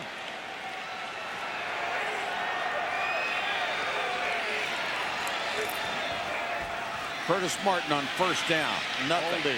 And there is a flag down. Holding offense, number 65. 5-yard penalty. First down. Brandon Moore called for the hold against Rodney Leslie. You know, this, Mike, there are no such thing as good penalties, and I think they're all bad. But I'll tell you, you're in a drive and you're a football team that's struggling, you just can't afford to make stupid mistakes. Now, if I could see sometime maybe if you're going to hold a guy that's going to kill your quarterback. But when you're on a running play, you just cannot do it. This will make it 1st and 20. Same play. Martin will lose a yard, and Brian Young, the right tackle, who leads this team in tackles with 60. It's highly unusual for a defensive lineman to lead the club. Here's the pit on this thing, and watch the right guard again, who is Brandon Moore. You watch him. He's gonna hold again. He's back on the inside. He's holding in the middle of the line. Brian Young, number 66. They could have called another holding penalty, and they didn't. Well, it looked like he really had him locked up. Worse than the last time. The Jets going in the wrong direction. Bollinger down the middle. Touchdown. Oh, sweet. That was McCareins right in the middle of the end zone, 27 yards, and Bollinger hit him in stride. That was sweet. They put that one right over the middle linebacker in between the two safeties, Smith and Bullocks. That was the classic case of that Tampa 2 that everybody talks about. And the middle linebacker's got to get down the field. Ron McKinnon, number 59, he just doesn't get deep enough. And Justin McCareins from the slot winds up going right down the middle. Little move on the safety, Dwight Smith, touchdown. Now this I don't understand. They're lined up to go for one, which would only give them a 2-point lead, instead of trying for a 2-point conversion. Baby steps, Mike, baby steps.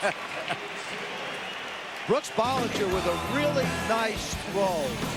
Set in the pocket, make the throw. Now go enjoy the congratulations. You deserve it. The NFL. Nice scoring drive for the Jets. 82 yards. It was kept alive by running into the kicker penalty that gave them an automatic first down. And the Jets have just broken a streak. The first touchdown, they had gone 10 quarters in a row without scoring one. And that was Mike Heimerdinger, the offensive coordinator, talking to Brooks Bollinger. And you could see almost a smile on his face. He has performed very well tonight. Stecker got to the outside, takes a shot, goes out of bounds to the 27-yard line. Bollinger, the starting quarterback tonight, has put the Jets in the lead.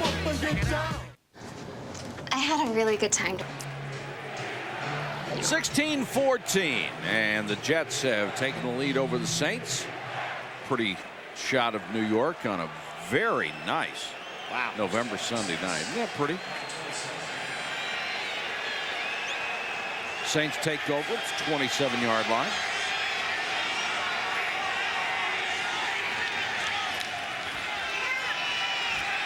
Brooks throws it away under pressure from Sean Ellis. Let's go to Susie. Mike, two teams playing for pride and playing well. Aaron Brooks looks good when his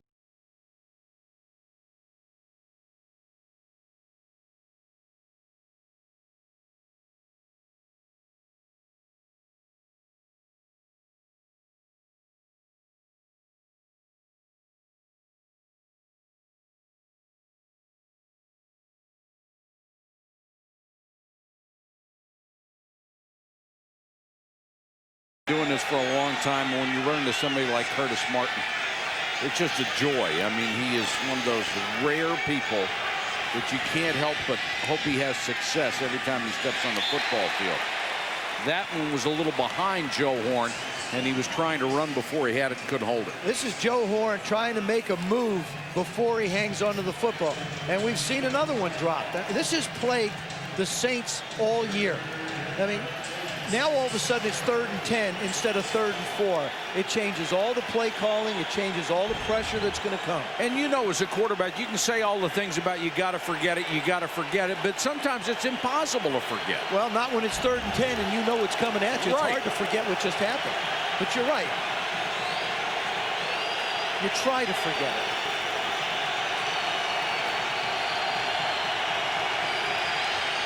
Low snap. And then you get a catch like that that helps you so much. Flag down back near the quarterback. Illegal use of hands to the face. Offense, number 72. 10-yard penalty, 3rd down. So that's going to wipe out the first down. Wayne Gandy called for hands to the face. Wayne Gandy is playing on the outside on John Abraham. Hands to the face. He almost ripped his head off.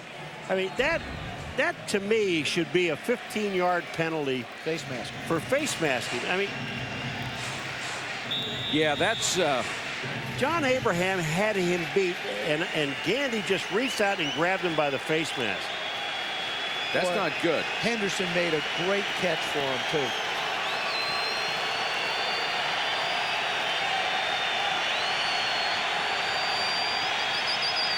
Draw play as they go with a very conservative call on 3rd and very long.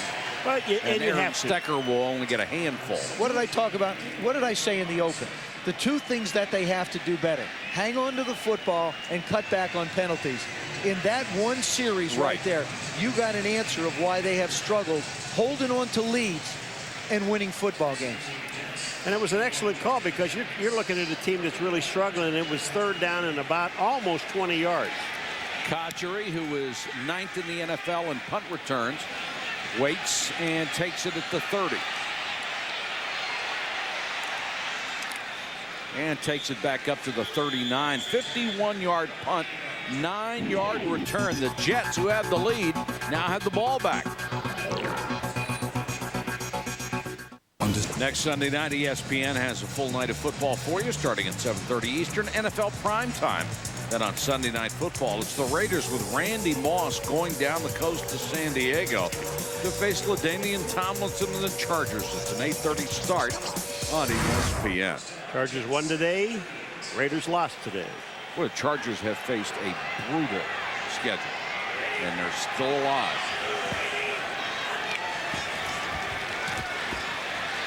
Bollinger, good protection, goes underneath to Curtis Martin, who's mugged at about the 39. Let's go to Susie. Well, you guys mentioned the Chargers won today. Here's how in Washington. Late 4th quarter, 1st and 10. Redskins lead 17-10. Here comes LaDainian Tomlinson to the left, 32 yards for the touchdown. Tie game, overtime. LT again breaks it open. 79 touchdowns in a career 74 games. Chargers win 23-17, keeping pace with the Chiefs in the wild card race. LT's pretty good, isn't he? So is Curtis Martin. Takes it across the 40 to the 42. They need to reach the 47 for a first down. Will Smith, who has already established himself as quite a player in his 2nd year, made that stop. And as we watch Curtis Martin work, it begs the question, will he be back in a Jets uniform next year? He has a roster bonus of $6.2 million. The Jets are almost $30 million over the cap. They have some very difficult decisions to make next year. And with their record where it is, you wonder if they become a part of that Reggie Bush sweepstakes in the league. Bollinger again down the middle of the seam, and it's a great catch by Cotchery. 23 yards. Bollinger put it right on the number. You know what this is by Jericho Cotchery? This is a guy that doesn't know that there's someone out there that's going to whack him. You look at him when he catches his football, he's only concentrating on the football. Then he protects himself. It's a great throw. Cotchery just catches the ball first and then worry about the tackle later. You're going to get hit anyhow. You might as well go ahead and catch it. And he did. First down at the 35. Martin, nice cut. Guy's always had tremendous vision. Picks up 11 yards. First down. When I talk about him gliding, he just started gliding again. He made that move to the outside. He went up the middle, made a move to the right, back into the left. I mean, he just glides. He glides. Watch this. Curtis Martin, boom. Now, upfield. Now it's time to turn it up. And when he turns it up, he's going to hit you. Nobody works harder in the offseason to get ready. I mean, he is legendary for what he has done to be in shape before he gets to camp. And he just seems to make it harder on himself every year. Joseph, sir? You said, what are they going to do? $6 million. Did you look at the rest of the players on this football team in the backfield? He stays. I don't care what it costs. But he scores. He's a scorer. The Jets have to care what it costs because it's an offense that's going to need some help. Of course, there's always a chance to renegotiate these things, too. And this is Houston, who was a 6th-round draft choice this year. So wait a minute. So I must understand this. So you get rid of your best offensive player. No, you didn't say they're going to. But I'm just thinking, because of the money, you're going to get rid of your best offensive player. He's a scorer. He's the guy that makes this thing work. I think what you do is you rework the deal. You stretch it out. I mean, you can't pay him that kind of money, but you sit down and you want him to be a Jet. And Woody Johnson, the owner, is going to, I think, figure out a way to make sure he's still here. He's going to be a Jet, I believe, until the end of his career, and should be. Give him money. Boy, wouldn't you like to have a shot at getting Reggie Bush? Holy mackerel. Bollinger scrambling down to the 19-yard line.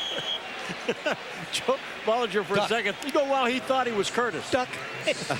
He said, wait, I think I'm Curtis. I'll take this one step, and now, no, I'm not, and I'll go down and protect my life. Yeah, Herm Edwards said we're going to get Curtis Martin 1,000 yards, not Brooks Bollinger.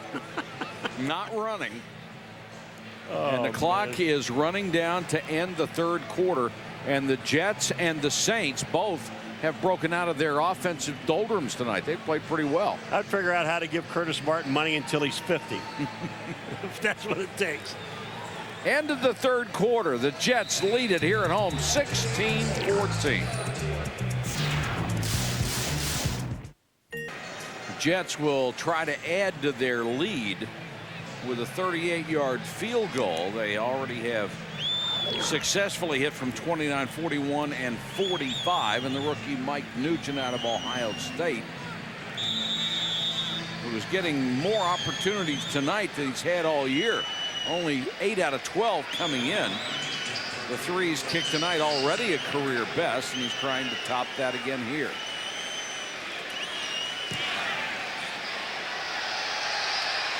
And does.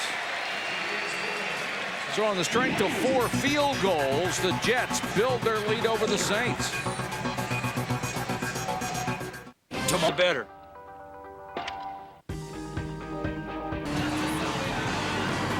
Monday night, Hines Ward and the Steelers will go to Indianapolis to take on Peyton Manning and the Colts. Monday Night Football, 9 Eastern on ABC Sports. The Jets in New Orleans came into this game 1-2 in the league with turnovers. Tonight, neither team has committed one. Uh-oh. There it is. Kiss of death Kiss right of there. death. Go, big boy. Thank you very much, Mike. Aaron Stecker is deep to return the kickoff, and that Saints defense has now given up a score in 17 straight quarters. They just can't close the floodgates. Stecker driven all the way back to the 1. And doesn't make the 20 as they had a left return on it. He's got to come all the way across the field. Let's check in with Susie. Mike, Chad Pennington is recovering from shoulder surgery. What's a realistic timetable to be NFL game ready? Well, this time, instead of having 6 months to get ready, I have 10. So I'm really excited about having those extra 4 months to get stronger and bigger and be able to come back and play at the level I know I can play. Brooks is one of 5 quarterbacks on the season. What's it like to be out there and knowing defense is going to load up to beat you? Well, you know, Brooks is very tough, and he's got some experience, and he does a great job of preparing. He's going to do a good job, but he knows that they're going to come after him. He's got to make some plays. What have you been saying to him tonight to help him along? Not too much. He's done a great job of keeping his poise and staying in there. He's in a tough situation, and I'm pulling for him. Good luck with the rehab. Thank you. Aaron Brooks on the run. All he can do is throw it away. And our best wishes to Chad Pennington. Had to undergo 2 shoulder surgeries, and you just have to root for that young man. Hope he can come back. He's a class act right there. They have been a very successful team with him as their quarterback, 21-16, and all other quarterbacks, and you have to put that all other in a whole big barrel. It's 6-15. The other thing, talking to Mike Heimerdinger, they're going to work on his delivery. I've always thought that he hung the ball a lot. Never really got his feet underneath him. They're going to work on it. I think he'll be a better quarterback. I think his arm will take less strain when he comes back. Stecker barely got the handoff as the Jets showed pressure up the middle. And they'll be a couple of yards shy of a first down as Kerry Rhodes, pretty good-looking rookie out of Louisville, made the tackle. The one thing about Pennington that I've always liked is the fact that, you know, this is twice now that this guy's been hurt where he's never said once, why me? You know, he just, well, I got work to do, and I'll get back, and I'll get bigger, and I'll get stronger, and I come back, and I'll be ready to play next year. I mean, you've got to have a great attitude to do that. And that's the other thing. He wants to come back almost 10 pounds heavier than he is. He's 221 now. He wants to come back at 230 because he thinks in this system he'll be thrown out of the pocket more.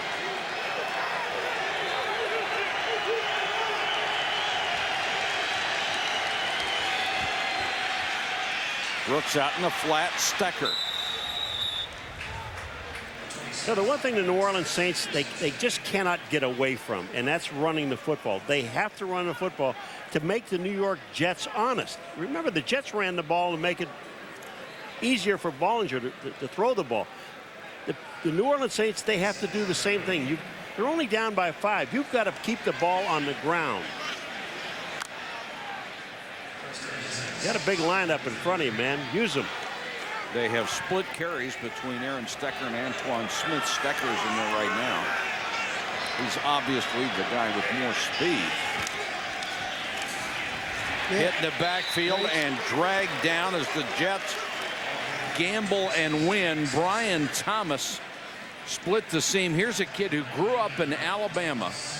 Didn't Paul just say you got to keep it on the ground? Hey, way to go, Paul. Good call. Well, I thought it was a good call. Yeah, Brian Thomas, look at this. I mean, he just goes right upfield and takes the offensive lineman right back to the running back. Well, you don't have a chance. You do have to block someone if you're going to run the ball. Oh, I thought you said that the line was blocked. I'm sorry. I just thought they misunderstood were. what you were saying. They were. They will. How about just move the ball any way you can?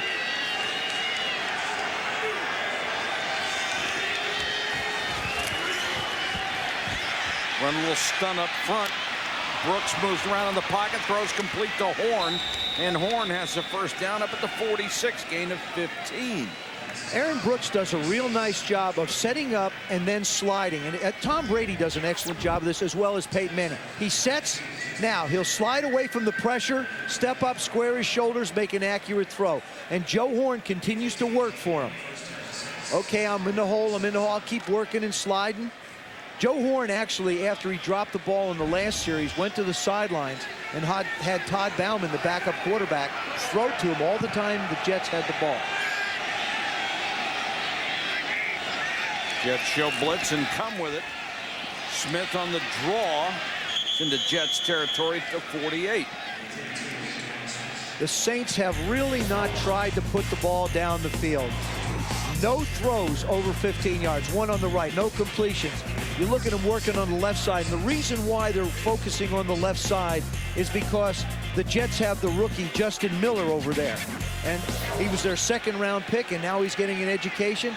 Now he gets to go up against Dante Stallworth again. Joe, I think they're looking pretty good when they run the ball up. I do too. Look at that draw play. Ran 7 yards. They only lost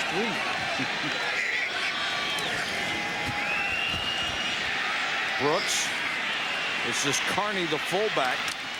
And Carney has the first down to the 41-yard line. That's like a run. That's a run play. That's like a run, Paulo. Look, you know, you get to call it Carney. He's a chiseled piece of rock. Well, yeah, he doesn't get it very often, but when he does, watch him tuck this baby away. All right, you want some of me? You want some? Come get it. Hazlitt loves this guy. Well, you can't tuck the ball away. There's too many muscles for it to get stuck in. There's no place to tuck it. 5'11", 260. Oh, he's got a smile on his face. Well, the thighs are about 50 pounds apiece. Smith lowers his head and bulls inside the 40 behind Carney. This is, the Saints now have a nice drive going. They've got a little rhythm, mixing in the runs, mixing in the passes. This is where they have self-destructed in the past. And this is where it's really gotten tough for them to continue to focus. And that's the one thing that Jim said. I'd love to see him focus and play 4 quarters of football. Drive on the verge of consuming 5 minutes on the 4th quarter clock. Game clock is down to 10.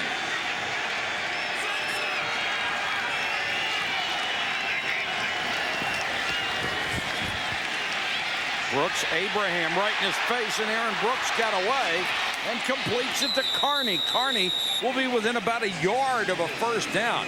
That's a tremendous effort by Aaron Brooks. Well, I'll tell you, it was also a great effort by John Abraham. John Abraham is blocked. Here's number 56. He goes down. Look at this. Back up, and in Aaron Brooks's face, he chases him down and makes him throw the ball. This is almost a first down. It was great play by the quarterback and outstanding play by the defensive end. And Abraham was limping as he was chasing him. After he got cut, he landed on his knees and came up gimpy and continued to fight. 3rd and a yard. And Brooks wants to throw for it and does to Stallworth. They've got the first down. Forward progress will put them at the 30. That's a lot of confidence in your quarterback and your wide receivers. You've got 3rd and short, and you decide to throw the football. And Dante Stallworth, who's really come into his own the last couple of years. Much better work ethic, understands the system a lot better, has done a better job of holding on to the football of late. Both he and Joe Horn in the last 2 games have played a lot better. Still haven't tried to throw the ball down the field.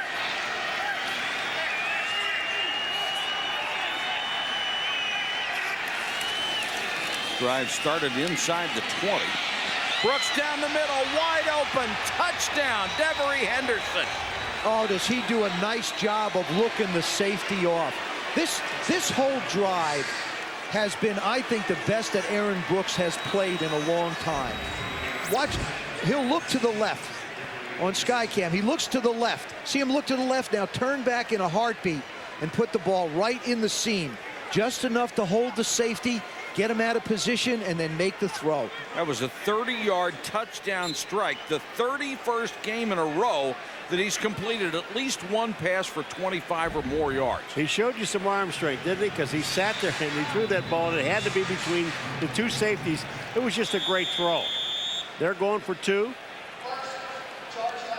And the Jets have taken a timeout. 8:32 to go in this ball game. Remember, ESPN Sunday Night Football, brought to you by Visa, proud sponsor of the NFL. With Visa's multiple layers of security, you're protected. Pioneer. Go to pioneerpurevision.com for a chance to win a plasma entertainment system. Toyota. Choose any direction as long as it's forward. Toyota. Moving forward. And Jordan. Be more.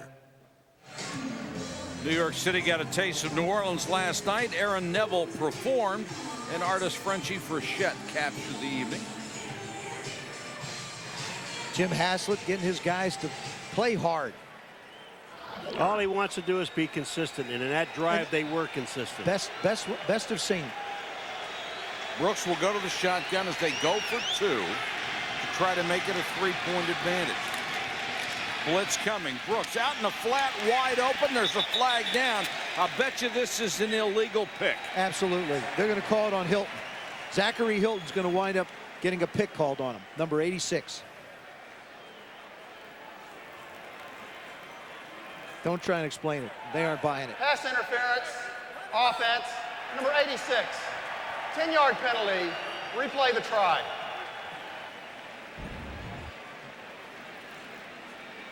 That stalwart going to the outside.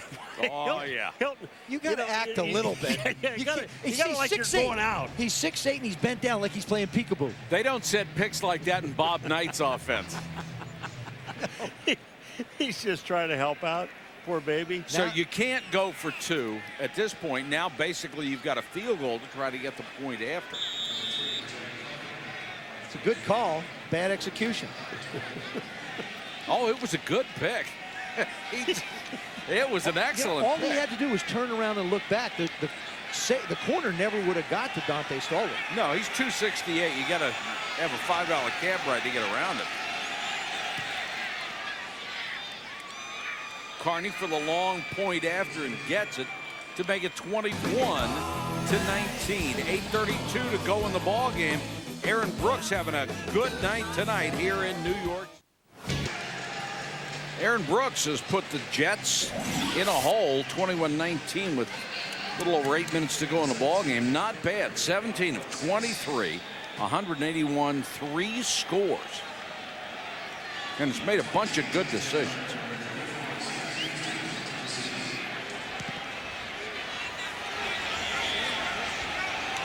Justin Miller on the run, bobbled the ball and takes it up to the 27-yard line.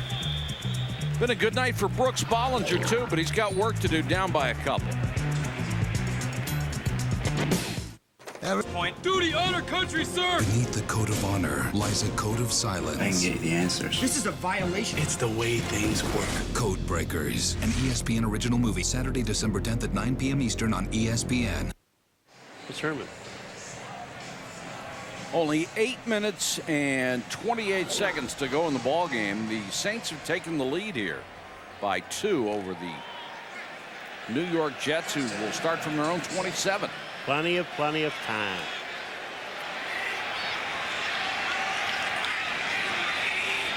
Soul now comes back as a blocking back from Martin, and they fake it to her.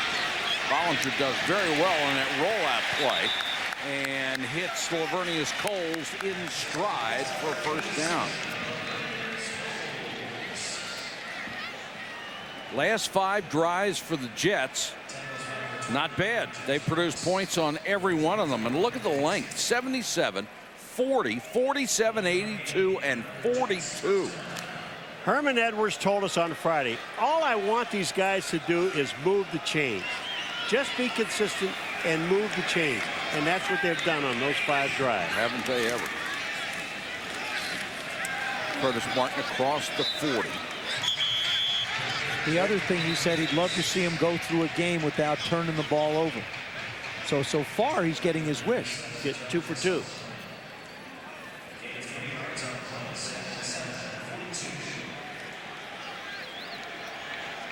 You know, we talked about Curtis Martin's durability, 116 straight starts as running back. Now he has 3,500 carries. He is number 3 all time. You just don't think of him in that regard. But you should.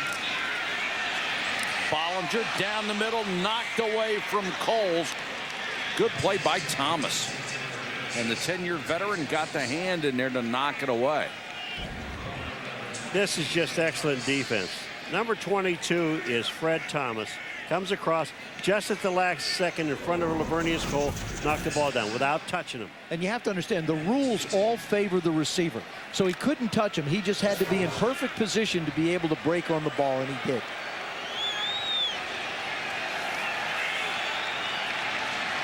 Bollinger goes to the shotgun on 3rd and 7.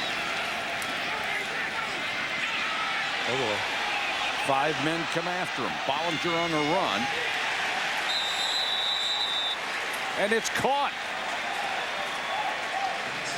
Kochery makes the grab. It's a first down in Saints territory. It looked like Bollinger was just trying to get rid of it to avoid the sack. Instead, he throws for a completion. And he had 3 green shirts in the same area. Kochery, look at, you'll see them all right there, and then he finds Kochery open. It's just that was a great curve. throw on a run. It was a curve. It looked like it was going to Justin McCareins, and then he snapped it off. It's like a Roger Clemens little slider, just moved on inside. So a new set of downs for the Jets. Another good fake by Bollinger, and he takes off. Head first at the 40. He has been wonderfully decisive. When he gets set and he doesn't like what he sees, there's no hesitation, and it really helps his offensive line. He looks down the field, he sees the guy covered, gone, out of here. And really, that's what you want at that position. You want to be decisive. Make a decision, get the ball out of your hands. The more you hang around back there, the more problems, the more holding penalties you're going to get, the more the offense struggles. Nice numbers. Very nice. 2nd and 5. Martin on the toss. Absolutely nowhere to go. The Saints defense came up strong that time. Smith came up from the secondary. Jonathan Sullivan walled it off on the outside. And Jonathan Sullivan can create a big wall at 6'3", 315. I think 315 is optimistic. Number 24 is Dwight Smith. Watch this. I mean, you're right about Sullivan. Sullivan turns it back, but Dwight Smith is there to make the play. You know, it's amazing when you get this part of the game, you get a little lazy. As long as you stay in your position and where you're supposed to be, you'll be able to make the plays on defense. 3rd and 5, another big play. Bollinger got a first down just inside the 35-yard line. Laveranues Coles made the catch. Fakir Brown hit him, but couldn't stop him from getting past the marker. Laveranues Coles does a really nice job of getting just past the marker. You see him break. Good anticipation. Brooks Bollinger didn't hold on to it too long to allow the defender to make the move on it. Brown doesn't get a chance to get back. That's part of the anticipation. Put it where you think the receiver's going to be, and that's what I've seen him do a lot tonight.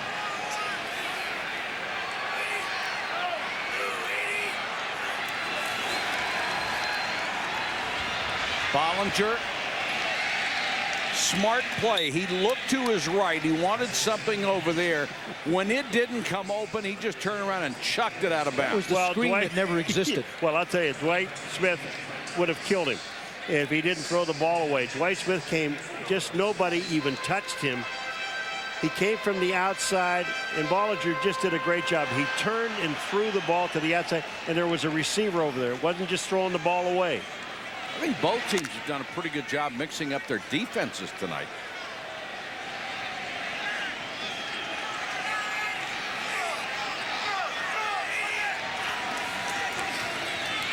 Martin on the draw. Nothing there, and Curtis Martin only got back to the line of scrimmage before he was whacked. Young and Charles Grant, who has not been very active tonight, number 94, got in on the stop. I have a question for the professor. Professor That's Paul. me. Professor, that's me. Professor Bye-bye. Pauly. Go for it. You're the assistant dean, Mike. Yes. Professor Pauly. Yes. Is this 4-down territory for the Jets? Absolutely not. Okay. Absolutely not. Why? Because there's plenty of time on the clock. They have 2 minutes plus a 2-minute warning, and they can, if they don't try the field goal, which they would. It would be about 51 from here, maybe 52. Blitz coming. Bollinger unloads, just hangs it up there. Not a soul close to it as Coles is standing there with Fakir Brown. Well, Nugent in the pregame, 53 yards. This is in the pregame. Again, there's nobody rushing him, and we got a flag on this play. Intentional grounding, offense, on the quarterback. Ball be placed at the spot of the foul. Loss of down, fourth down. I'll tell you why this is a bad call. Because he misread the wide receiver. He thought Laveranues Coles was going to take it up. He leads him up where he thinks the receiver's going to go, and they call intentional grounding. This is not a good call by Terry McAuliffe. Up on your left side, here comes the full blitz. He expects Laveranues Coles to go up the field. He stops. See, that's just a misread between the quarterback and the wide receiver. That is not intentional grounding. But here's the killer of that penalty. It's loss of down as well. And a 10-yard penalty that takes him out of any chance of field goal. That's an unfortunate bad call against the Jets. They hang this punt up, and it will get into the end zone, so the Saints will have it on the 20-yard line with 3 minutes and 22 seconds to go in the ball game, and Saints up by 2. 2-point ball game with 3 minutes and 22 seconds to go. The Saints trying to get their third win of the year. The Jets trying to do the same thing. Bollinger wants a chance to get the ball back, as does Herman Edwards. Now you got to rely on the defense to make something happen. Antoine Smith, the power back, is in there. Rambles for 6. Well, we asked you earlier, who was the Sunday stud? Ryan Fitzpatrick, Steve McNair, a couple of quarterbacks, Larry Johnson, LaDainian Tomlinson, and one wide receiver, TJ Houshmandzadeh. Who did you vote for? Ooh, Tomlinson, 58%. I think Ryan Fitzpatrick probably lost because nobody knows who the devil Ryan Fitzpatrick is, but he was brilliant coming off the bench. He came off the bench, and I mean, this guy got them back in the game and won the football game for him. If anyone needed to be the stud of Sunday, that was him. That was a miracle comeback. Well, they were down by 3 touchdowns. Yeah, exactly. With no time left. And not much of a defense. Now the only thing that Jim Haslett's concerned with is just being able to take enough time off the clock so that they can protect the victory.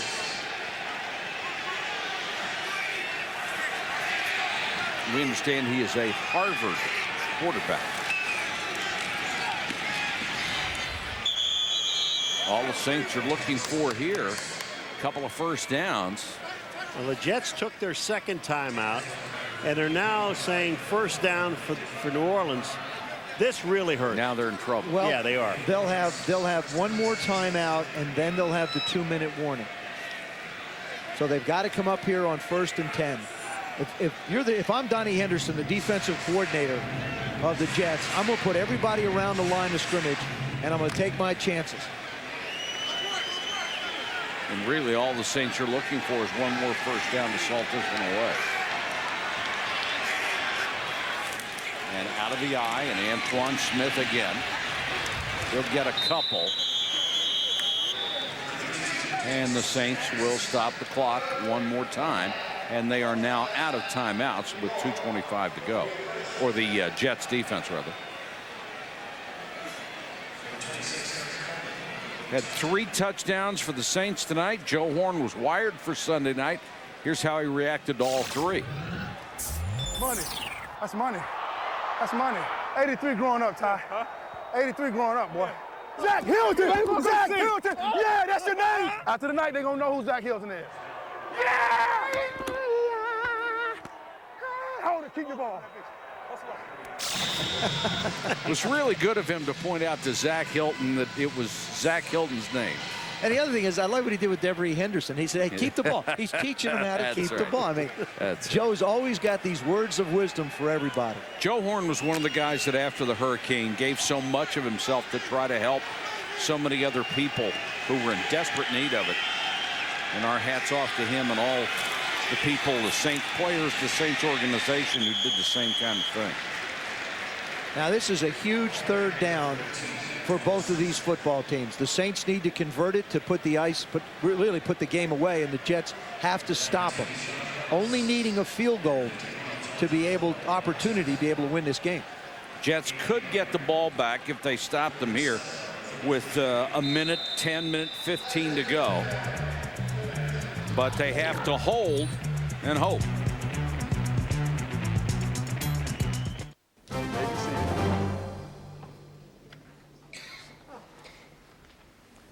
Flav, you've tried both Miller Lite and Bud Light. Which has more taste? The Miller Lite, definitely. Let the record show that our taste expert. Objection, Your Honor. He's not a taste expert. This man's legal name is Flavor Flav. Counselor, I'll allow it. Yeah, boy! All rise for great taste. Hello, I'm home. Hey, honey, have you seen the credit card bill? I may have thrown it away.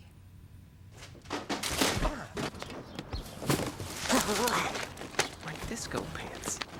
Why? Where is it? I'm not paying a late fee. Sometimes you can't help paying late.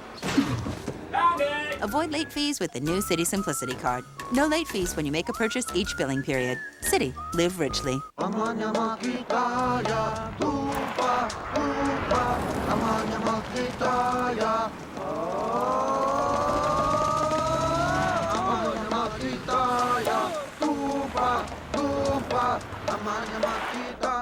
Hey guys, we're here.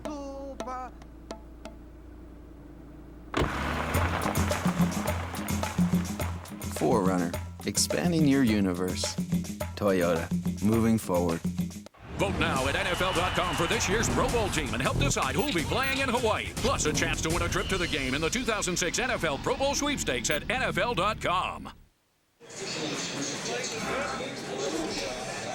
Stay tuned for SportsCenter coming up next with Stuart Scott and John Anderson. We'll take a look at all those overtime thrillers. Teddy Bruschi one-on-one and more. TO controversy. I thought that was over and done with. Hooray to the arbitrator. Do you run it here, Paul, to keep the clock going or try and pick up the first down? I think you get that clock started and let it run. That's what they'll do. Stecker on the sweep. Flag is down. That's probably a hold right in the area where you would normally get it, but they stopped them anyway. Holding, offense, number 64. Penalties decline, 4th down. Kendall Jaycox, and that will stop the clock. That's huge. Boy, it's also huge and dumb. Heck, if you're going to do that, you may as well throw. Exactly. I mean, you just can't even think about doing that. Yeah, even if the guy gets over and makes a play, it doesn't matter. No, the clock is running. Now they stop the clock, 1:54. The Jets have no timeouts. That's the only thing in New Orleans' favor. But they just did the Jets an enormous favor stopping that clock. Gave them an extra timeout. Yeah. And now the Saints will use the timeout.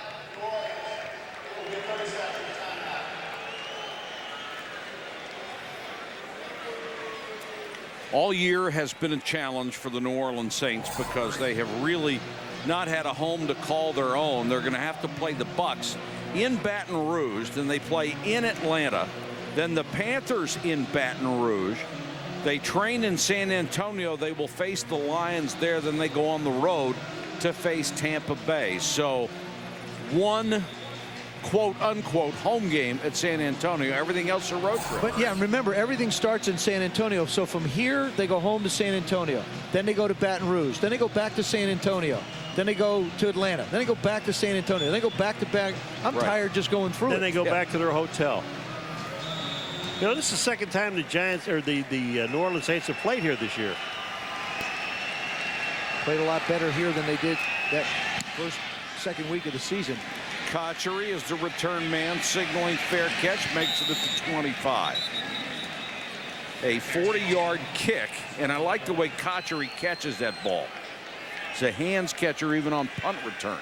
There's a flag down. They say it's against New Orleans. At least the Jets do.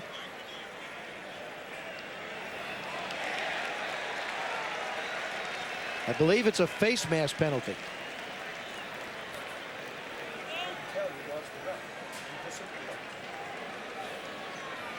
What do you want to do? Do you want to? Here's the question. Do you want to send them back and run more time off the clock, or do you want to keep the ball? You keep the ball. I'll make them kick it over. During the kick, personal foul, resting the face mask. Kicking team, number 33.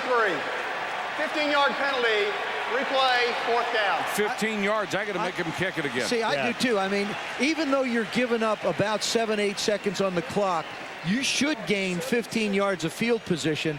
And with 1 minute and 47 seconds to go, you'll have plenty of time to run 7-8 plays. Well, here is a penalty on the outside, and that's Joey Thomas as a cornerback, number 33. He grabbed Justin Miller's face mask and threw him to the ground. Again, the penalties just haunt me. Jim Hassel. I mean, it's just... And they're so dumb. First of all, they're in the wide open area where everybody can see it. And they've resulted in points for the Jets. Now Berger again kicking to Cotchery. Not as good a kick. Cotchery from the 40. This paid off as Cotchery gets it back to the 46 yards. They picked up 21 yards. They have it at the 46 instead of at the 25. Nugent, who's already had his career long tonight of 45 yards. And all they need is a field goal for a chance to win this game. And coming in over 40 yards, he was only 5 for 9. So you're looking at about 50-50 from 40-plus yards. Listen, the New Orleans Saints had the 2-point play, except the Hilton makes a pick, and I mean, it would have been, Stallworth would have had the 2 points. Penalties have been. And the 2 penalties here are just crazy. They would only need to pick up 25 or so yards to give them a shot at another 45-yarder. Almost intercepted by McKenzie. Instead, Jolly comes up with it and fights his way down to the 33. Mike McKenzie thought he had an interception. He would have had an easy touchdown if he could have picked it. I don't know how Mike McKenzie misses this ball. Jolly, you talk about total concentration by the tight end, Jolly, number 88. And look at Mike McKenzie on the outside, number 34. That ball was in his hand, and Jolly took it away from him. McKenzie has the ball. Jolly took the ball away. What a play by Jolly. And then he managed to get out of bounds at the end of that to save the clock. Now Curtis Martin on a draw, and he's tackled, and the fans didn't like that call. But there's plenty of time on that clock. See, I think the play that you'd have to think about running here is something you can throw it in the middle of the football field. If the Saints give it to you, throw it in the middle of the football field. Or as Brooks Bollinger has done, if you don't like what you see, take off and run with it. From here, it will be 51 yards. Drop the snap. The snap from center was low. Bollinger tried to back out of there and dropped it. Now they need to get some yardage on this play to get back in respectable field goal range. That's the second time he's dropped the ball. Another one hit him in the shoulder. Now you're calling plays. You're looking around. Pay attention to the ball. Here it comes. Now he's fine. Blitz coming. Bollinger throws out to the flat. That's complete down to the 34. It will be 4th down. Cotchery made the catch. they can win it with a 52-yard field goal. And they're going to try a field goal. You've got plenty of time. Calm down. Make sure everybody reports. Paul, they can't hear you. Calm down. Calm down, everybody. They can't hear you. Calm down. You got all day. You have plenty of time. Now the Saints are going to call timeout to let them really line up. Well, not only that, the Saints want to give themselves a little bit of a breather, give themselves a chance to line up, because remember, here's a rookie kicker. He's kicking the longest attempt that he's tried. He hasn't tried one over 50 yet. So you got to figure the ball's going to be coming out low. And I think what you want to do if you're the Saints, you want to load the middle, push the center back as far as you can, and go after him. Nugent, a second-round draft choice out of Ohio State this year. Did you watch Nugent? Now here he comes back in. Nugent left the huddle, went all the way down by the 30-yard line. I want to be around anyway. Nobody talk to me. Nobody say anything to me. I'll be fine. You just get the ball back and get it down. If you're the Saints, you want to get as much pressure up the middle as you can and get your hands up. He's made 4 tonight. This would be the 5th. Oh, no. Short. It didn't get there, and the Saints will take over with only 10 seconds left. You have to look at that last series of plays. The muffed snap from center that Bollinger has. That cost him 4 yards. It cost him 4 yards, and this kick comes up about 4 yards. Well, how about a foot short? Oh. Your heart breaks for Herm Edwards. And you're happy for Jim Haslett.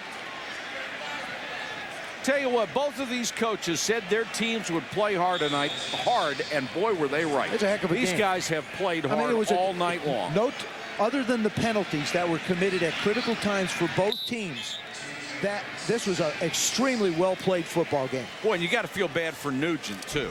I mean, he made 4 field goals tonight, including his career long, has a 53-yarder, and as you said, it's about a foot short. The final score, Saints 21, Jets 19. Stay tuned for SportsCenter. For Joe Theismann, Paul McGuire, Susie Colburn, our entire ESPN crew. This is Mike Patrick. Good night for Giant Stadium. This has been a presentation of ESPN, the worldwide leader in sports.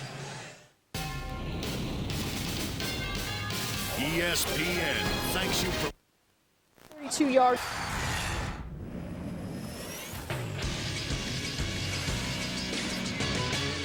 This is SportsCenter. Here comes the celebration. Looks like he's got a puck in front of him and sinks it. Can the Bears D carry Chi-Town to the Super Bowl? Tom Brady ties the career worst as LJ barrels over the Pats. LT runs off with an OT thriller, and why OT was no thrill for Big Blue in Seattle. More T.O. controversy, how the Cowboys tossed their hat into the Terrell Owens circus. Plus, Teddy Bruschi saved his career, but find out how close he came to losing his life. A millimeter to the left or the right, my doctor said if that clock could have went, I could have died. And Kobe versus the Nets, how things almost got mad ugly on the court Sunday night.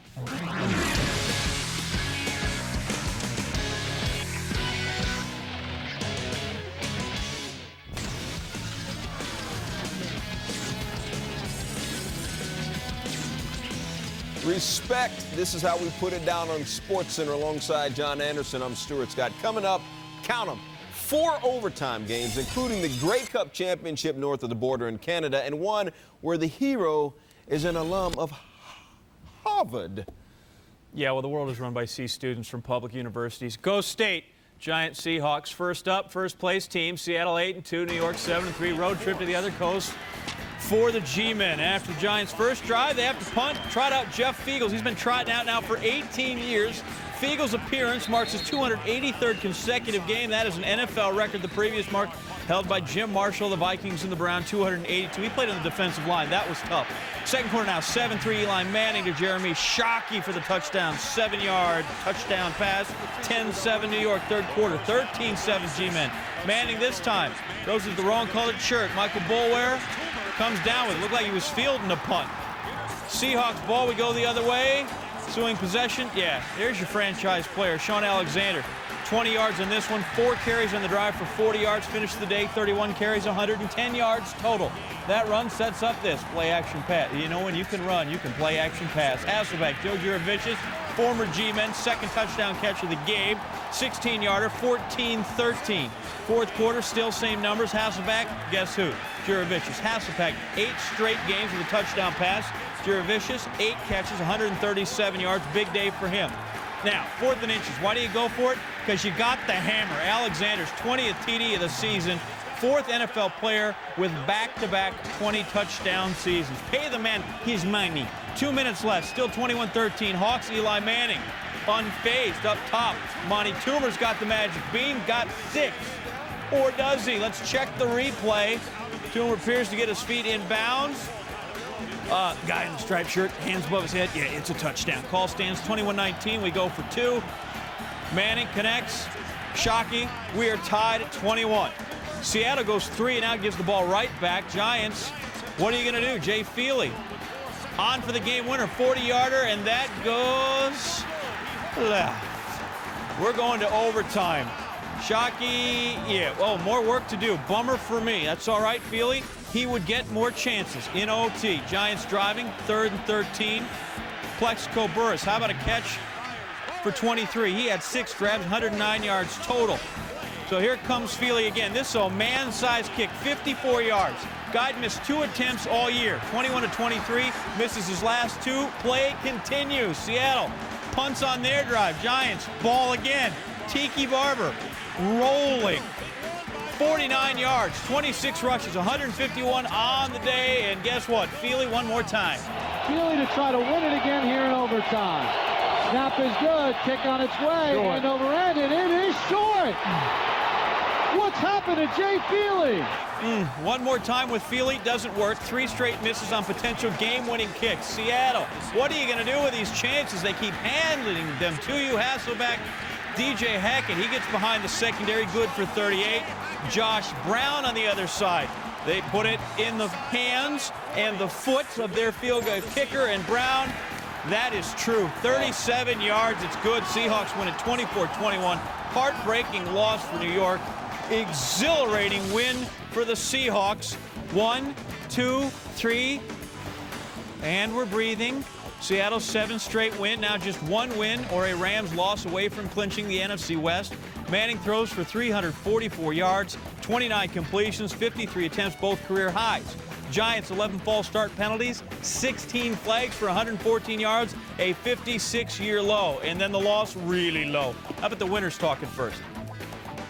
Either team could be going home the winner tonight, and either team could be going home the loser. And it just, you know, for whatever reason in the past, we were never that team, and now for whatever reason this year, we are that team. And whatever the reason is, I don't know. I don't really care. I just like being that team. We're trying to call all kinds of jinxes on the guys. Oh, he'll make this easily. Miss it. Yeah. Okay. All right. Cool. Yeah. It's one of those games that that you just. I mean, it's amazing. You know, we're tired from the emotions of this game and playing physical. It's this is those games that you love to be a part of. Jay Feely, only the 2nd kicker ever to miss 3 field goals inside the final 30 seconds of regulation and overtime. The other, Neil O'Donohue of the Cardinals, back in '83. Not the company you want to keep. Only 4 kickers have ever missed 2 in an overtime period. Clean Dominguez, and coming up just short and a little left. The defense contained Sean Alexander, the league's leading rusher. The offense executed a 4th quarter drive and 2-point conversion to tie the game. But kicker Jay Feely missed 3 field goals that would have won the game for the Giants. I said it in the locker room when we brought it up. I just said, I'm sorry that I let you guys down. And people, you know, they're going to say it's a team game and they're going to say the right things. But the fact of the matter is that you got to come through when you have 1 opportunity, much less, 2 good opportunities and a 3rd that, I could have made. We believe in our kicker. You know, we know he's good. He's good. It just, we just thought we'd get another shot. I mean, it hurts, and There's going to be times in your life when life kicks you in the gut and you fall down, but you got to get up and you got to keep fighting and you got to come in with your head up. And I'm not going to come in pouting next week. To add insult to injury, the Giants committed 16 penalties, including 11 false starts. Left tackle Luke Pettigrew, who had 5 of them, said it was, quote, horse bleep on my part.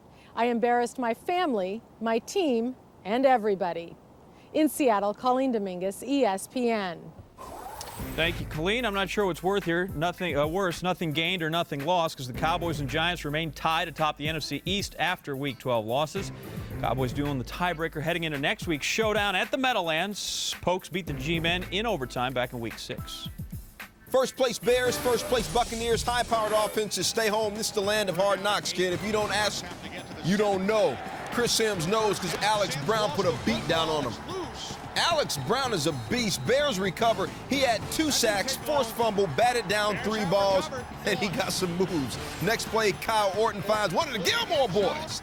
John Gilmore. Bears lead 7-zip. They're trying to go 7-0 in their last 7 games. Did I mention Alex Brown was a beast, John?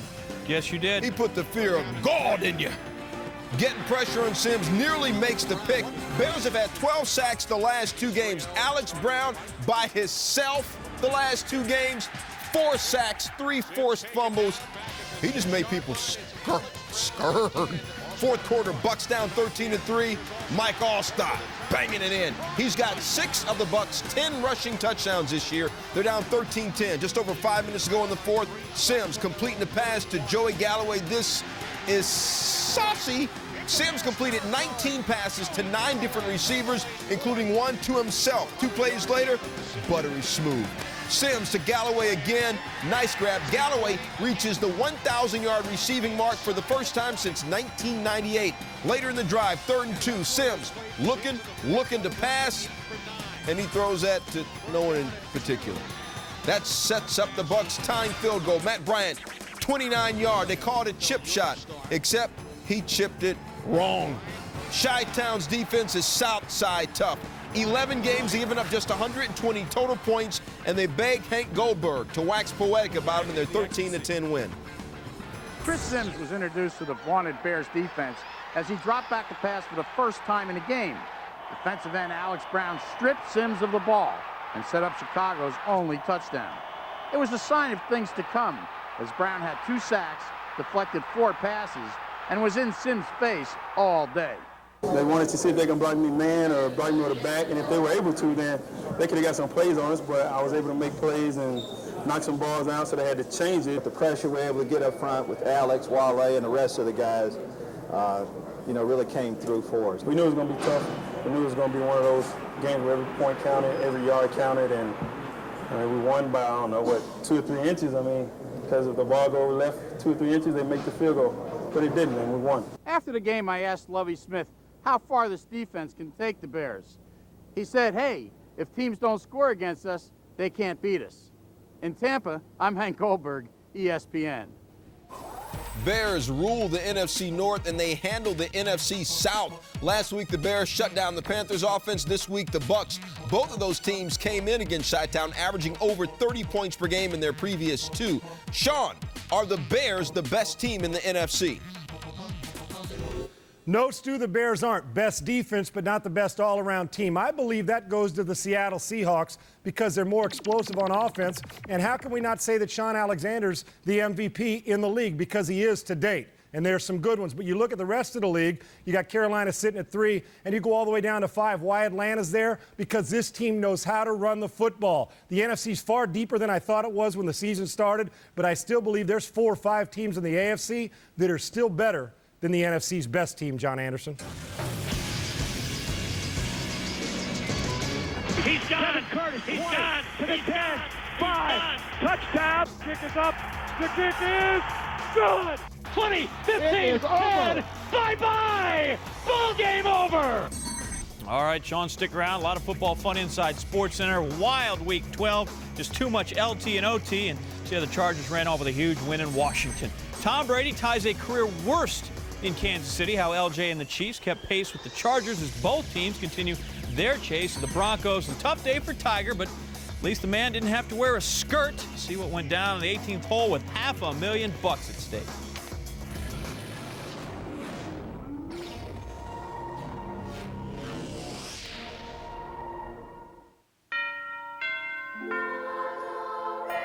Life is measured not so much by what you do, as by what you do for others.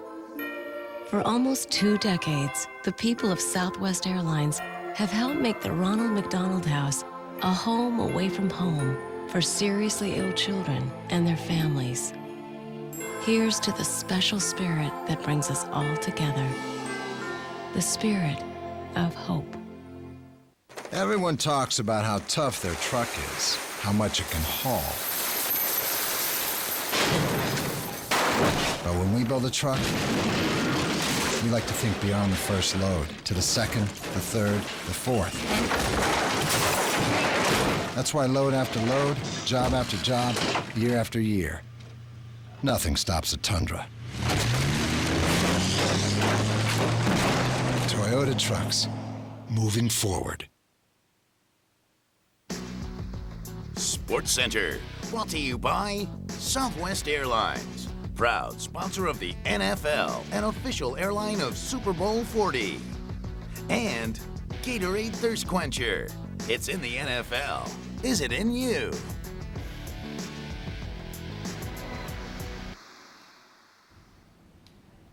Chargers on their 4th East Coast road trip this season, balling with the Redskins. LaDainian Tomlinson trying to work his head coach Marty Schottenheimer's former team.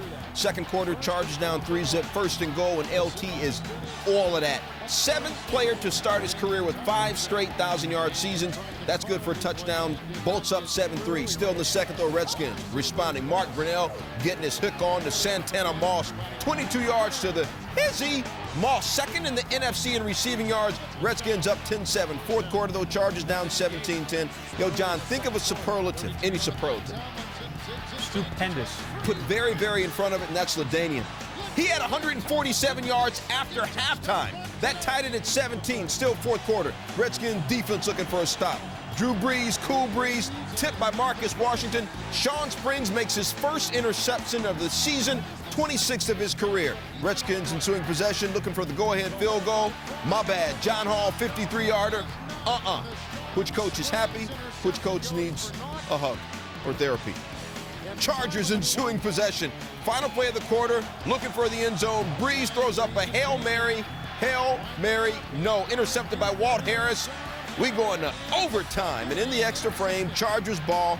1st and 10 on the Redskins 41. LaDainian Tomlinson as cool as the other side of the pillow. Here's what his coach says about him, and I am quoting, "I believe with the certainty he is the finest running back I have ever seen in professional football." Here's what LT says about this game when he run. It was such an awesome feeling. I'll tell you one, got through there and was open in open field, and I looked up at the jumbo screen. I seen somebody chasing me, but I felt like he was just a little bit too far back. 184 yards rushing, Chargers winning in overtime. Ron Jaworski, Chargers offense woke up, didn't they? For 3 quarters, LaDainian Tomlinson and the Chargers offense struggled to find their rhythm. But in the fourth quarter and overtime, LT had a metronome in his head as he and the Chargers used the power running game to perfection. Hole was wide open, and it was me and the safety, and at that time I was thinking there's no way I'm gonna go down. We need this. I believe with a certainty, in my opinion, he is the finest running back I have ever seen in professional football. And I know people say, well, what about Jim Brown, and what about Gale Sayers, and what about that's all well and good. But I'll tell you what, in the era that we're in now, where you have defensive linemen that weigh 300 pounds and run 4.75, and you have, these mammoth guys that are playing linebacker, I think with a certainty, in my opinion, he is the finest running back that I've ever seen. After 3 straight heartbreaking losses, the Redskins locker room was devastated after the game as they fell to 5-6, and their playoff hopes are now a remote possibility. At FedEx Field, I'm Ron Jaworski, ESPN. Charles, thanks. Let a brother reiterate some things. LT 184 yards on Sunday. 7th player to rush for 1,000 yards each of his first 5 seasons. He scored 19 of the Chargers' 39 offensive touchdowns. And by the way, he's also thrown 3 others. So LT, a hand or feet in 56% of their touchdowns. For his career, 6,900 yards, 79 touchdowns in just 74 games. Sean Salisbury, dude is tight. Oh, Stu, he's Tizite, and he's football's best player. Now, the Chargers, good job up front against the Redskins, but when you got a back this good that sets up blocks and has such great vision, hat on a hat, and that's just too much to overcome if you're a defense trying to stop LT. Stab inside, look at him set up the receiver's block outside, and a nice job. Athleticism gets him another 15 to 17 yards.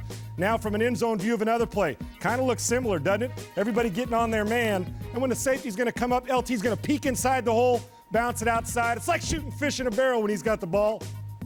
Never done it before, but I imagine it'd be easy. And then there's Lorenzo Neal, the fullback. They don't get enough credit. But when they blow somebody up like they do here and Lorenzo Neal, and then you get everybody else doing their job, look at how somebody comes off and gets people. Tomlinson skinny through the hole.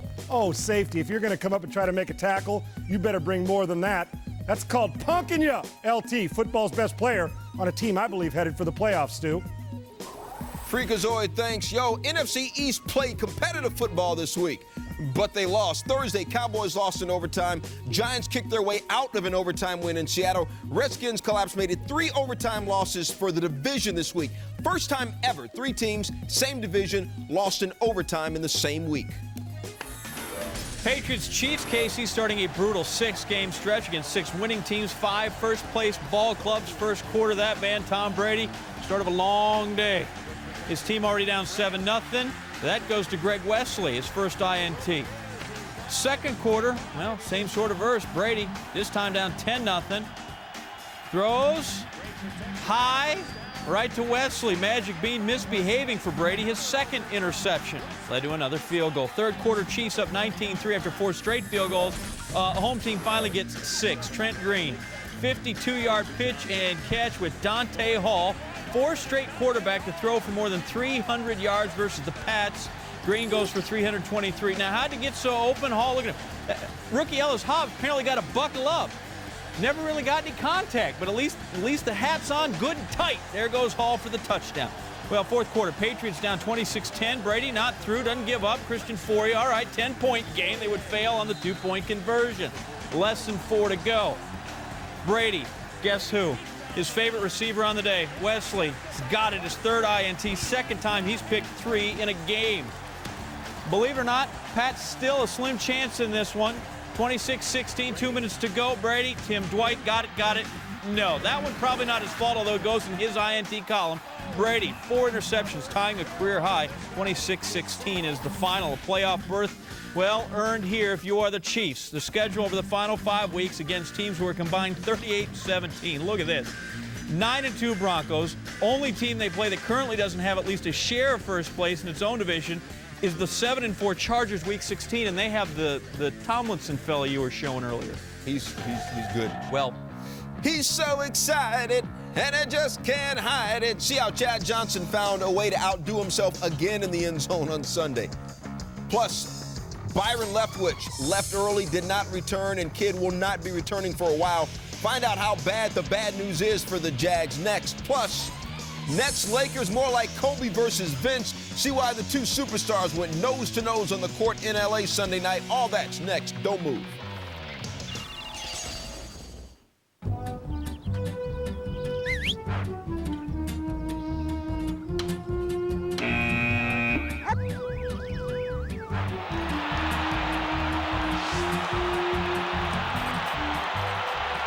Drain the pool, get on your board, and wall plant 3 times. Then let's shred the half pipe for some big points. And lose the scarf. Want incredible entertainment experiences in your lap? Get Intel Centrino mobile technology in your laptop.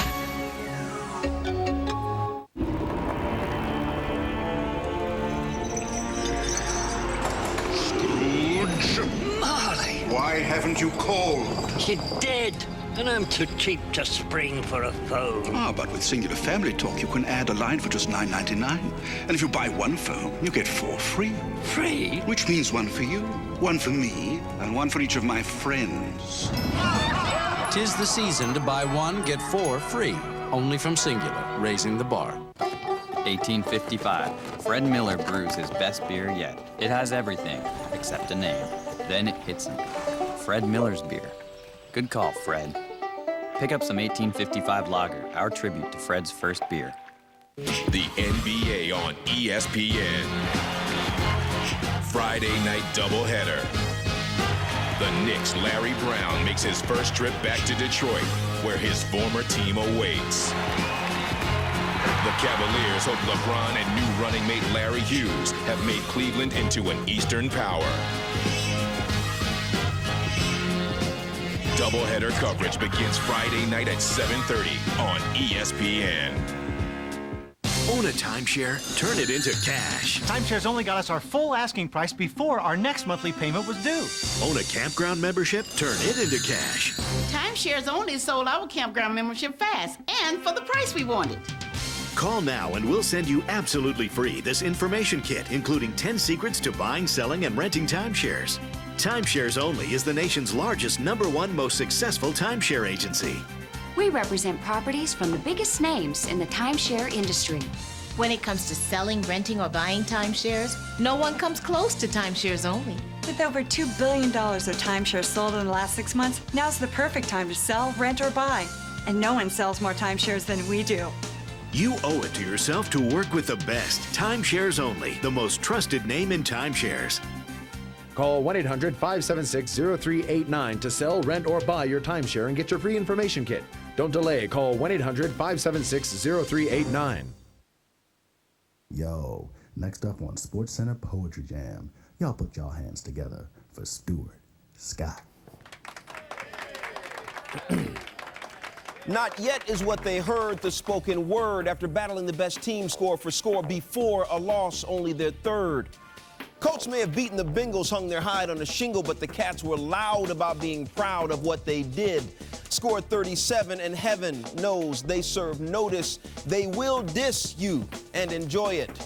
It's not just that Chad Johnson is bouncing DBs off him for an AFC high 61 catches. It's also how he fetches the attention, not to mention a conference high 5 grabs of 40 yards. And it's hard to be that good and still make us laugh to the bone when he gets to the end zone, because Lord knows what's next. This week, the test for Cincy, Baltimore. And if the object is to score, kids get more. Second quarter, the other Johnson, Rudy, effortlessly. 6 yards to the house, 10-0, the count when Chad goes off. Did I mention a score? How about 54 yards? Hand the ball to the ref, he could, but instead honors Woods. Yeah, Tiger. Pylon the putter, you've never seen another kid improvise like this. Not to mention List, his 4th straight 1,000-yard season. But there's more reasons the Bengals roll. What rhymes with Hoochmanzada? Nada. So I'll just tell you, it was hotter for the Ravens to cover him than they thought it'd be. 30-yard strike, 9 catches, what a night, 147 yards, and it wasn't hard to find a Cincy receiver doing work. Carson Palmer went berserk to Chris Henry for the touch. Not much the Ravens could do. Carson, 302 yards passing. 10th game, he's harassing the other team with a QB rating of 100 or better. Might write a letter. Memo, the Bengals are legit. Rudy closes it out, 3-yard run, 42-29, the end of the fun. Spoken word. Pro Bowler for sure, but the lure of Chad Johnson is always how he celebrates. Let's make a video resume. September 2003, if you can't quite see, Polaroid or digital. Same year, December, if you remember, big brother, let's just love one another. Don't find me. I plead, Coach didn't see it quite as hilariously, or did he? September of this year, week 3, it might be one of the illest catches, but what wrecks us with laughter is a brother doing the river dance. What are the chances? 2 weeks later, some more flavor. If you slay us with your skills, Chad, young lad, you still slay us. You know you a star when you resuscitate CPR on the ball. And then came last week, dudes got football geeks on the edge of their seats wondering now what, something old, something new. I borrow a cheerleader, girl, I love you, and I play ball like my whiteout brother who recently took the fall. Well, now, I dabble in some haiku, but I'll just do this regular like. Jaguars, Cardinals, Neil Rackers hadn't missed a field goal all season, 31 attempts, 31 makes, 6 from beyond 50 yards, and of course 43, that goes awry. Later, good from 42 for Arizona's first points. Ensuing Jags possession, this is horrible. Byron Leftwich tackled behind by Adrian Wilson, cracked bone, left ankle, out 4 to 6 weeks. Docs suspect the bigger number, and that's into the playoffs. David Garrard comes in. Yeah, Jack Del Rio's got to be stressing here. Number 1 quarterback hurt, number 2 on the run. 16 yards for the touchdown, 7-0 Jags. Later, third, Cards kicking off after the field goal. 10-3. Derek Wimbush He's got it, got the wedge, and then things just sort of parted. And there's the sideline. And now he's just shaking people. Now, you can shake the kicker, but anybody else, there's just no excuse. Off he goes, 91 yards for the touch, 17-3 Jags. They go on to win at 24-17, their fourth straight win. But it is now up to Garrard the rest of the way. Look at the AFC playoff picture. These 8 teams, only teams over 500 in the AFC. Only 6 will get into the playoffs. 2 going to be disappointed at the moment. That's the Chargers and the Chiefs. And, of course, in case you hadn't heard, Monday night, Steelers, Colts, 2 of the really good teams there. All right, let's go golfing. Back 9, Merrill Lynch skin games. Tiger, Freddie, and Annika. None of the competitors wore skirts Sunday, sadly. Annika, 3 skins on the line. Oh, Chad Johnson putts better with a pylon. All right, Fred Funk would take the 150K and the 3 skins by making birdie on that hole. Now Tiger, after another 3 wood of death. This is for Eagle on the 16th hole for 4 skins and 280K. Oh, reach. And then Fred Funk offered Tiger his skirt, which is sort of a bold move because Tiger, he's won some things. Reigning skins champ Fred Couples. This is pretty much just, where he goes to replenish his IRA every year. Now he's got 350K coming unless Tiger, like either of these 2 clowns need the money. Tiger Park keeps Couples skinless for the first time in 12 tournaments. Funk now putting for Eagle. It gets the gimme bird after it came up short. 6 skins, $550,000 on the line. Tiger to have and send it to a 19th hole. Pay Freddie the big check, $925,000 in 2 days, 15 skins. Excellent highlight, but here's the ultimate highlight. The ultimate highlight. Brought to you by Gatorade Thirst Quencher. Gatorade, is it in you?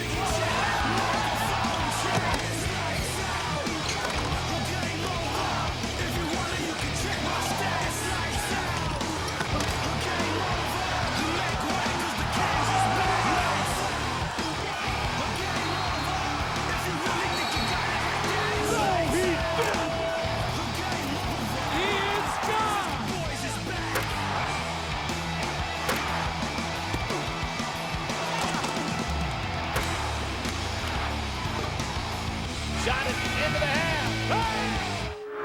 Lights out. Game over. Make way 'cause the Kings is back. Lights out. Oh, what a save by Norman. If you really think you got it like that, lights out. Game over. Worldwide, let me pay respect. Lights out. Microphone check. It's lights out. Microphone check. Make way 'cause the Kings is back. The ultimate highlight. Brought to you by Gatorade Thirst Quencher. Gatorade, is it in you?